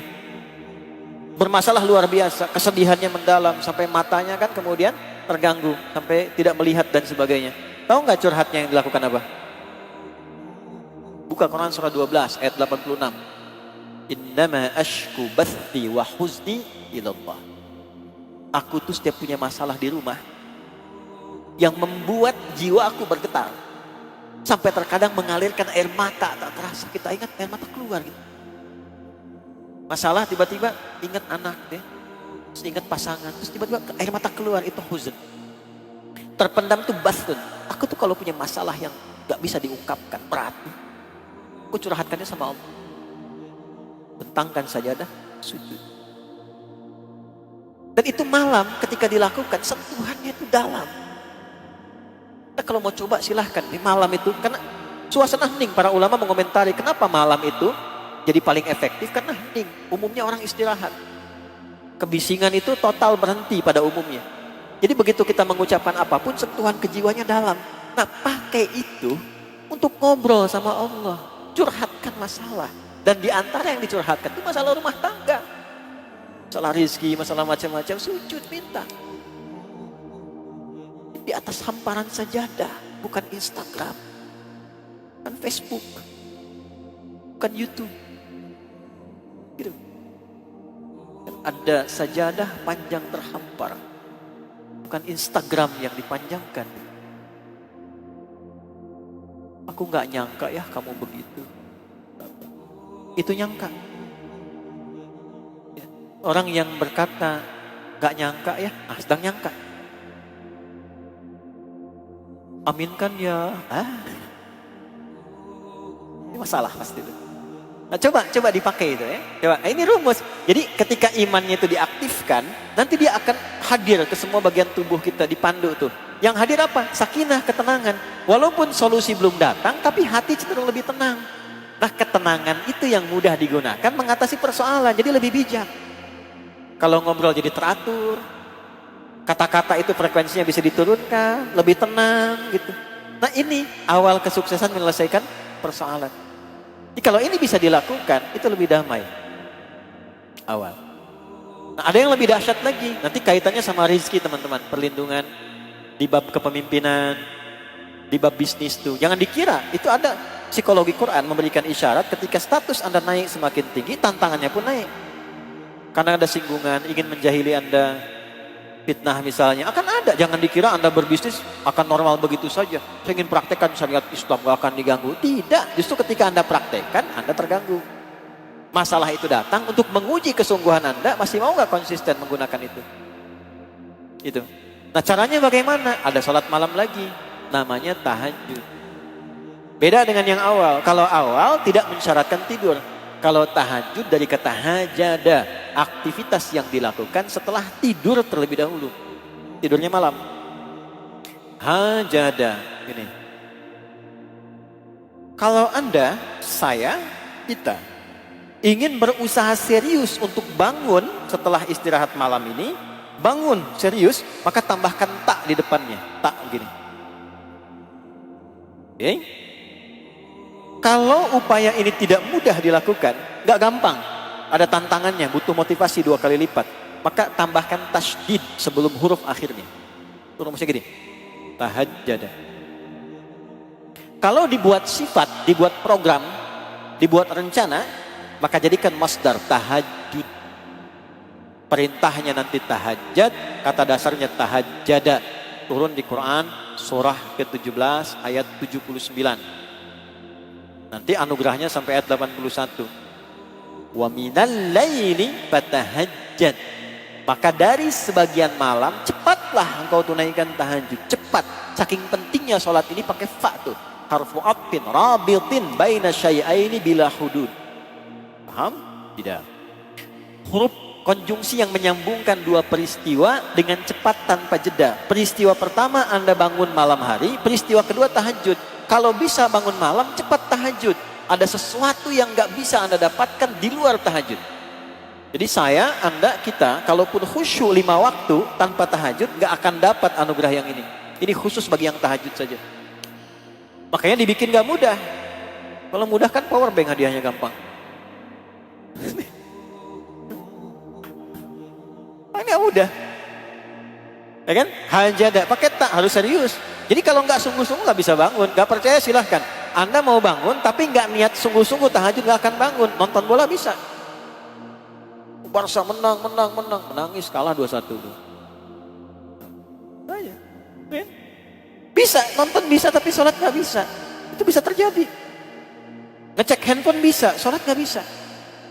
Karena harus serius. Makanya ada tasydid. Ya tasydid, syiddah. Tidak mudah dilakukan, butuh motivasi 2 kali lipat. Makanya siap-siap dari awal bangun, kalau mau cepat tidurnya lebih cepat. Itu rumus sehat juga, tidur cepat bangun cepat. Walaupun kadang-kadang Nabi itu cepat, kalau habis Isya nggak ada diskusi cepat. Ya beliau begadang itu kalau ada perlunya saja.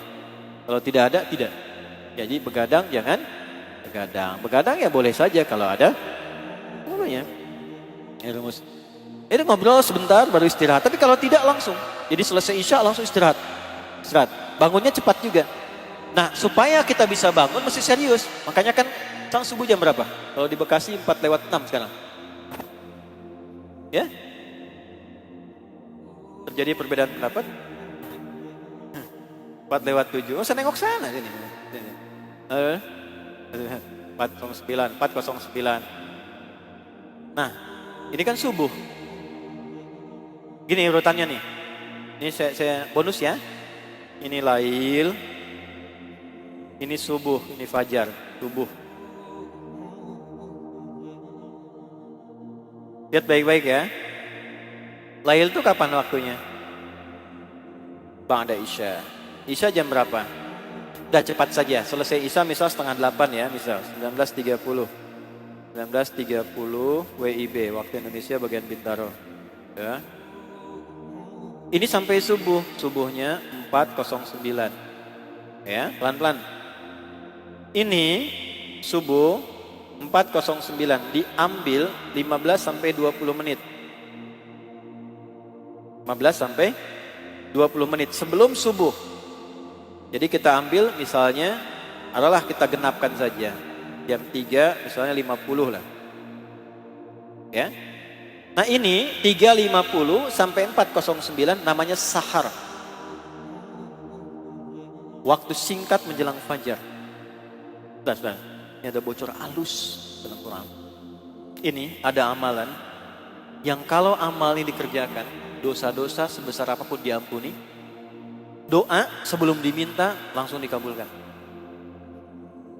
Nanti saya akan kasih amalnya di pertemuan berikutnya. Nah, kita nggak di sini. Ini dulu ya. Kan kita lagi bahas ini bukan di sini. Nanti. Sabar. Waktunya kita singkat. Saya harus konsisten ini.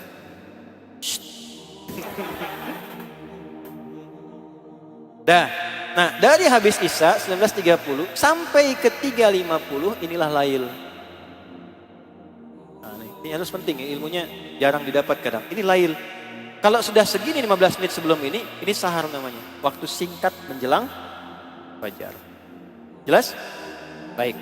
Nah, ini bahasa Qur'annya ketika tahajud mengatakan begini. Lihat rumusnya. Wa minal laili min litab'id. Ya, dan ambil sebagian malam, gak harus sepenuhnya.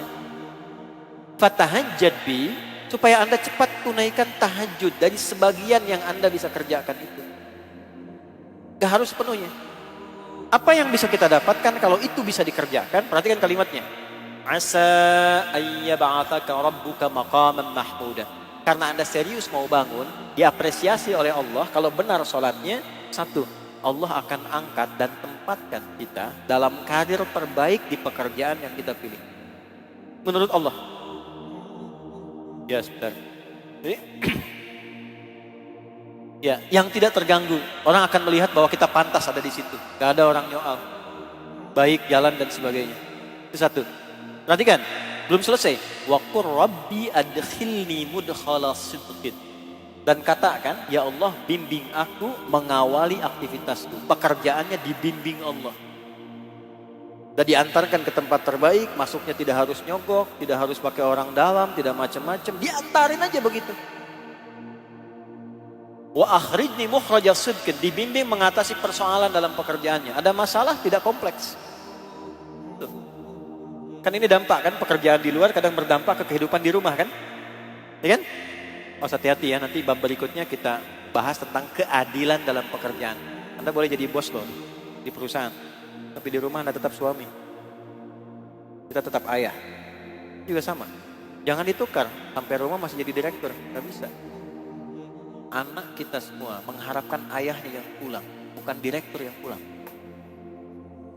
Anak saya berharap bukan kiai yang pulang, bukan ustadz yang pulang. Dia berharap buyanya yang pulang. Dia nggak peduli dengan status di luar. Dia ingin ayahnya yang pulang. Saya mengajar sampai hari ini. Belum pernah seumur-umur saya pulang ditunggu anak-anak dipanggil. Kiai pulang, nggak ada. Mereka ingin ayahnya. Nanti ada babnya sendiri tuh. Ada babnya sendiri. Kita kesini dulu. Ya, jangan sampai kita mencari harta di luar, lupa dengan harta di dalam. Kan kita nyari keluar tuh buat ke dalam kan? Untuk apa nyari banyak-banyak terus di dalamnya hancur? Untuk apa? Kan logikanya begitu. Kita nyari keluar itu buat ke dalam. Kalau keluar dihabiskan waktu, di dalam gak ada waktunya, untuk apa nyari keluar? Untuk apa berumah tangga? Ya kan? Nah, balik ke sini lagi. Mohon maaf dengan kalimat tadi. Jadi fatahajjad, tunaikan tahajud. 3 tadi, dilindungi. Ya, diberikan jalan keluar. Dan keempat, ini yang paling menarik. 1, diberikan karir yang terbaik. Yang kedua, dibimbing beraktivitas. 3, diberi jalan keluar ketika ada kesulitan. Waj'alni min ladunka sultanan nasira. Ditolong langsung oleh Allah ketika ada yang berupaya mengganggunya. Artinya apa? Semakin karir naik, semakin terganggu. Semakin tekanannya makin tinggi. Tantangannya tidak mudah. Anda sekarang bisnis, mengawali gak apa-apa. Nanti setelah Anda makin bagus, makin terasa. Dibuat nanti masalah 3. Ingat lontar jumroh ya. Ingat lontar jumroh. Bisa di lingkungan terdekat, diri kita sendiri, terlalu serakah, habis. Pakai lagi, invest sana sini, gak jelas, tidak ada polanya, habis. Karena orang dekat bisa, bukan karena orang jauh. Bisa dihianati asisten sendiri, bisa konsultan sendiri dan sebagainya, bisa terjadi. Dan yang terakhir, orang jauh. Yang mungkin tidak berkendak usaha kita maju. Atau karir Anda naik, bisa terjadi. Nah, tahajud itu menjadi benteng terbaik kita untuk menjaga aktivitas hidup kita dalam naungan penjagaan Allah Subhanahu wa taala. Jadi ini kaitan dengan pekerjaan di luar. Yang di dalam tadi sudah ada pola sholatnya. Kalau jamaahnya dijaga, sholatnya dijaga, sampai ke rumah jaga aja sholat. Tidak ada yang paling indah. Nanti yang kedua Quran tuh. Antum sampai apapun ya, pulang. Menemukan anak Anda yang usia kecil-kecil tuh, 3 tahun, 4 tahun. Terus lagi baca ad-duha, semua capeknya teman-teman. Anda dapat proyek ya, 100 miliar gitu. Terus anak Anda telepon di ujung sana. Papa, aku sudah selesai hafalannya 30 juz. Itu gak ada nilai. Bilang, demi Allah gak ada nilai. Jadi anak-anak dari kecil-kecil, 3 tahun, 4 tahun, dampingi sampai dari kecilnya sampai dari nggak tahu huruf sampai hafal Quran. Begitu jadi, masya Allah. Sekarang pada hafal matan, pada hafal macam-macam. Orang itu jauh. Jadi kita pun yang ngajar, nggak ada yang bisa membandingi itu. Apalagi Anda dapat anugerah begitu, mau dapat proyek sebesar apapun tuh hilang. Paling enak, Quran tuh paling enak kalau ada di rumah. Jadi kalau ada masalah pribadi bisa sholat, terus lihat anak mulai baca Quran aja, udah enak rasanya lain. Nah itu yang menjaga. Itulah korelasi antara iman dengan ketenangan. Jadi nggak bisa ketenangan diukur dengan harta tuh nggak bisa, nggak selalu dengan harta itu. Makanya komen Nabi apa?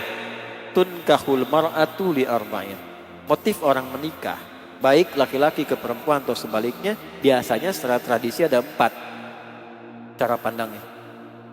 1, li jamaliha, karena kondisi fisiknya, gantengnya, cantiknya, wajar orang lihat fisikal wajar. Tapi apa? Itu akan pudar. Ya. Yang cantik akan pudar. Ya kan?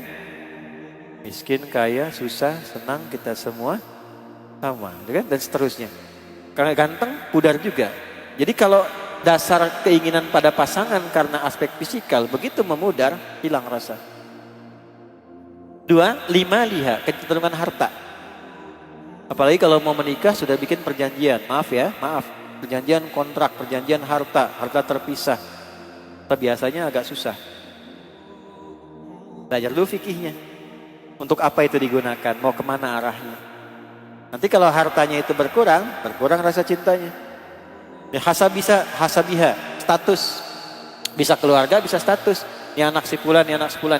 Yang nikah itu Anda, bukan bapak Anda, bukan ibu Anda. Bukan status yang melekat pada keluarga Anda. Walaupun itu menentukan untuk kebaikan. Supaya mencari dalam keadaan terhormat. Nabi itu nggak disoal karena statusnya dari Quraisy. Terhormat, makanya nggak pernah disoal. Ya coba kalau bukan dari Quraisy nggak akan disoal. Nah teman-teman, yang keempat apa? Lidiniha, karena agamanya. Fadfar bidzatid dini taribat yadak. Kalau mau cari jodoh, cari yang agamanya kuat, maka keberuntungan Allah letakkan pada tangannya. Tariba itu tanah. Tahu tanah? Turab. Tanah yang tumbuh, yang subur. Kalau tanah subur itu keluarnya apa? Apa aja bagus. Jadi kalau tanah kehidupan rumah tangga ingin subur, melahirkan buah-buah keindahan, sakinah, mawaddah, harus mengolah tanahnya dengan baik. Nah, olahan terbaik itu pakai agama. Din itu cara terbaik membangkitkannya pakai iman. Nilainya takwa. Inna dina indallahil Islam. Ali Imran ayat 19. Nanti Islam dasarnya adalah iman. Asyhadu an la ilaha illallah, asyhadu anna Muhammadar Rasulullah. Ini poinnya. Nah, jadi kalau sudah menikah, bukan cari yang lain yang agamanya kuat, bukan. Salah persepsi. Awas, hati-hati ya, hati-hati. Jangan salah menyimpulkan. Kalau udah dipasangkan dengan pasangannya, itu yang terbaik melengkapi jalan hidupnya. Tinggal belajar semampunya untuk saling menguatkan iman. Jangan salah menyimpulkan, kenapa ya suami saya nggak seperti Ustadz? Awas tuh, sama juga Anda, kenapa nggak seperti lainnya? Itu provokasi setan itu. Balikin, sekarang tugasnya kuatkan lagi agamanya. Ya, kuatkan. Nah ini poinnya teman-teman sekalian. Jadi yang pertama sholat ya. Kalau bisa ini ada yang untuk rezeki, ada tahajud, ada yang kemudian rawatib. Pokoknya yang 5 jaga dulu nih. Kalau bisa ya bisa di rumah jamaah bareng-bareng. Selesai berdoa, cium tangannya, doa bersama. Itu enak bareng. Suami mendoakan, istri ngikutin, cium tangan. Habis itu minta maaf gitu ya. Itu Masya Allah. Cukup dulu ya. Satu dulu itu. Nah, kan baru satu amalan. Belum selesai kan? Walladzina yu'minuna bima walladzina yu'minuna bil ghaibi wa yuqimunas satu wa mimma razaqnahum. Nah, bagaimana membahagiakan rumah tangga dengan harta? Ada skema infak. Infak itu apa? Wa ma adraka ma infak. Orang kalau disebut infak, yang kebayangnya kan ada kotak jalan, kotak amal jalan tuh kan? Itu bukan mobil-mobilan tuh, kotak infak tuh. Ya? Gitu kan? Padahal infak itu disingkatnya sering kita singkat jadi nafkah. Anfaqa yunfiqu, singkatannya nafkah. Infak pertama yang dikeluarkan itu ternyata di bab keluarga. Ar-rijalu qawwamuna 'alan nisa bima faddalallahu ba'dahum 'ala ba'din wa bima anfaqu min Ada infak suami ke istri, ke anak, ke keluarga, ada infak ke orang tua, ada infak ke kerabat. Itu ada babnya sendiri. Ternyata mawaddah itu kalau dirawat pakai skema infak, hartanya semakin bertambah dan berkah. Ada rahasia juga di situ. Nanti kita bahas ya. Tadi ada berapa rahasia tuh? 1, amalan sahar. Itu ini. Kemudian ketiga, Al-Quran. Walladzina yu'minuna bima unzila ilaik. Keempat, belajar sejarah. Wa ma unzila min qablik. Belajar sejarah masa lalu, keluarkan. Pelajari tentang sahabat minimal dan sebagainya. Wabil akhirati hum, dan punya orientasi akhirat. Kalau punya orientasi akhirat, insya Allah hidupnya lebih bermakna. Dari sekarang nyiapin kalau nanti pulang meninggal, mau di mana, kuburnya di mana, hisabnya bagaimana, harta yang ditinggalkan gimana supaya nggak rebutan. Dulu orang itu orang tua tidak khawatir dengan harta, khawatirnya dengan iman. Jadi semua orang tua kalau mau meninggal itu dikonfirmasi imannya. Kalau bapak meninggal, kamu bagaimana agamanya? Anda boleh cek di Al-Baqarah ayat 133. Am kuntum syuhada'a idh hadara Ya'qubal maut idh qala li banihi ma ta'buduna min ba'di. Pernah enggak dengar kisah saat Nabi Ya'qub di penghujung hayatnya dikumpulkan anak-anaknya, yang dibahas bukan warisan harta. Hanya ingin konfirmasi, kalau bapak meninggal hari ini, kalian nanti gimana agamanya? Sholatnya gimana? Dijawab oleh semua anaknya, qalu na'budu ilahaka wa ilaha abaika Ibrahima wa Ismaila wa Ishaqa ilahau wahida wa nahnu lahu muslimun. Pak, jangan khawatir, kalaupun bapak wafat atau kami wafat, tetap saya akan konsisten menjaga iman saya, akidah saya sampai wafat di hadapan Allah dalam keadaan muslim. Jelas sampai sini? Semoga jelas ya untuk di awal ini. Maafkan saya kalau ada sesuatu yang kurang berkenan. Sebagai penutup saya berikan bonus sebagai tips. Kalau sedang gelisah, ambil wudhu, sholat. Apapun niatnya, apapun bentuknya. Ada masalah di kantor, di pekerjaan, di proyek, ambil wudhu, sholat. Hindari curhat ke manusia, kecuali yang memberi.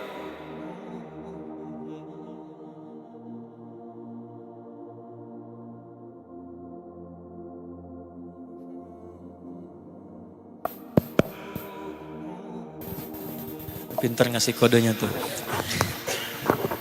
Jadi sholat ya, satu itu. Yang kedua, ini agak lompat dikit. Upayakan setiap hari tidak lepas baca Al-Quran.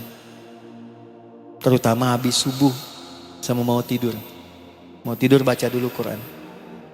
Supaya hidup. Kemudian tidurnya pun enak, lebih tenang. Habis subuh, kalaupun mau istirahat jangan langsung tidur dulu, baca dulu Quran. Walaupun 1 ayat, 2 ayat. Fadilahnya banyak sekali. Nah kalau sedang gak tenang, gak sempat sholat, buka mushaf. Buka mushaf aja. Itu bikin tenang. Dan simpan di tempat yang biasa mudah kita lihat. Sedang ada masalah, lihat itu. Dahsyatnya kadang-kadang kita buka, keluar ayat yang sesuai dengan apa yang sedang kita rasakan. Seringkali seperti ya, saya kira saya hanya berharap, saya menyayangi Anda semua sebagai bagian dari keluarga, Anda saudara saya, teman saya semuanya. Jadi mohonlah, kan sudah ngaji. Ini gak ada manfaatnya. Jadi public figure, jadi artis, jadi sukses pedagang apa, nilainya gak ada di hadapan Allah. La yanfa'u malun wala banun, gak akan bermanfaat. Illa man atallaha biqalbin salim, kecuali hidup kita benar, hatinya bersih. Oleh karena itu jaga amanah ini, jaga keluarga dengan baik. Kalau masih ada orang tua sayangi, bangun hubungan baik. Jangan sampai karirnya kelihatan bagus tapi dengan orang tua bermasalah. Ya, nanti itu tinggal tunggu waktu itu biasanya. Ya, itu satu. Yang kedua, tolong yang ngaji-ngaji, teman-teman saling berkenalan, saling menguatkan. Jaga satu bagian keluarga, tapi dengan kacamata kasih sayang. Ya, jangan keunggulan saya yang duluan ngaji, saya belakang, tidak. Rasakan bahwa kita sumber saudara, kita saling melengkapi, dan semoga Allah jaga sampai kita kembali pada Allah dalam kebaikan. Itu yang dapat saya sampaikan. Saya mohon maaf bila ada yang kurang berkenan. Mudah-mudahan pertemuan ini bermanfaat. Ya. Allahumma taqabbal minna innaka antas sami'ul alim wa tub 'alaina innaka antat tawwabur rahim. Allahumma la tada' lana fi maqamina hadza dhanban illa ghafartah. Ya Allah, jika ada yang berbuat dosa, pernah berbuat salah, hadir di pengajian ini, Jangan biarkan ia pulang kecuali Engkau telah ampuni seluruh dosa-dosanya. Wala hamban illa farajtah ya Allah. Engkau maha tahu setiap yang datang boleh jadi ada yang sedang merasakan kegelisahan. Jangan biarkan ia pulang kecuali Engkau telah tenangkan keadaan hatinya. Wala dainan illa qadaitah ya Allah. Di antara yang datang mungkin sedang ada persoalan ekonomi di keluarganya. Sebagian terlihat oleh utang piutang, maka mohon dengan keikhlasannya limpahkan rizki kepadanya untuk melunasi utang-utangnya. Wala asran illa yassartah ya Allah. Engkau maha tahu yang datang ke tempat ini mungkin sedang memiliki kesulitan tertentu yang tidak mudah ia ungkapkan. Dengan keikhlasannya untuk hadir dan belajar, ringankan, angkat dan hilangkan seluruh kesulitan hidupnya. Wala maridan illa syafaitah ya Allah. Engkau maha tahu yang hadir atau yang ingin hadir mungkin tengah diuji dengan penyakit. Seberat apapun mohon angkat dan sembuhkan penyakitnya. Allahumma alif baina qulubina waj'al jam'ana jam'an marhuma wa tafarruqana min ba'dihi tafarruqan ma'suma. Ya Allah, jadikan pertemuan kami, menghimpun kami sebagai keluarga yang saling menyayangi dalam kebaikan. Dan bila pun kami mesti berpisah, jadikan perpisahan kami mempertemukan kami dalam keadaan yang lebih baik dibandingkan dengan hari ini. Allahumma rabbana atina fid dunya hasanah wa fil akhirati hasanah wa qina adzabannar. Bifadlika subhana rabbika rabbil izzati amma yasifun. Wassalamun alal mursalin. Wa akhiru da'wana subhanakallahumma rabbana wa bihamdika asyhadu an la ilaha illa anta nastaghfiruka wa natubu ilaik walhamdulillahi rabbil alamin. Teman-teman, terima kasih. Saya akan langsung mohon izin, mohon pamit. Terima kasih. Assalamualaikum warahmatullahi wabarakatuh. Assalamualaikum warahmatullahi wabarakatuh. Sobat Inspirasi Islami, pelajaran yang dapat kita ambil bahwa kunci mewujudkan keluarga sakinah, mawadah, warahmah adalah menjadikan iman dan takwa sebagai dasar utama dalam rumah tangga. Ketenangan, sakinah, tidak datang tanpa ujian, tetapi lahir setelah mampu menghadapi masalah dengan iman. Cinta, mawadah, dan kasih sayang, rahmah akan tumbuh dan terjaga jika hubungan dibangun sesuai tuntunan Al-Quran. Dengan demikian, keluarga yang kuat bukan yang tanpa masalah, tetapi yang mampu menyelesaikan setiap ujian dengan nilai-nilai keimanan.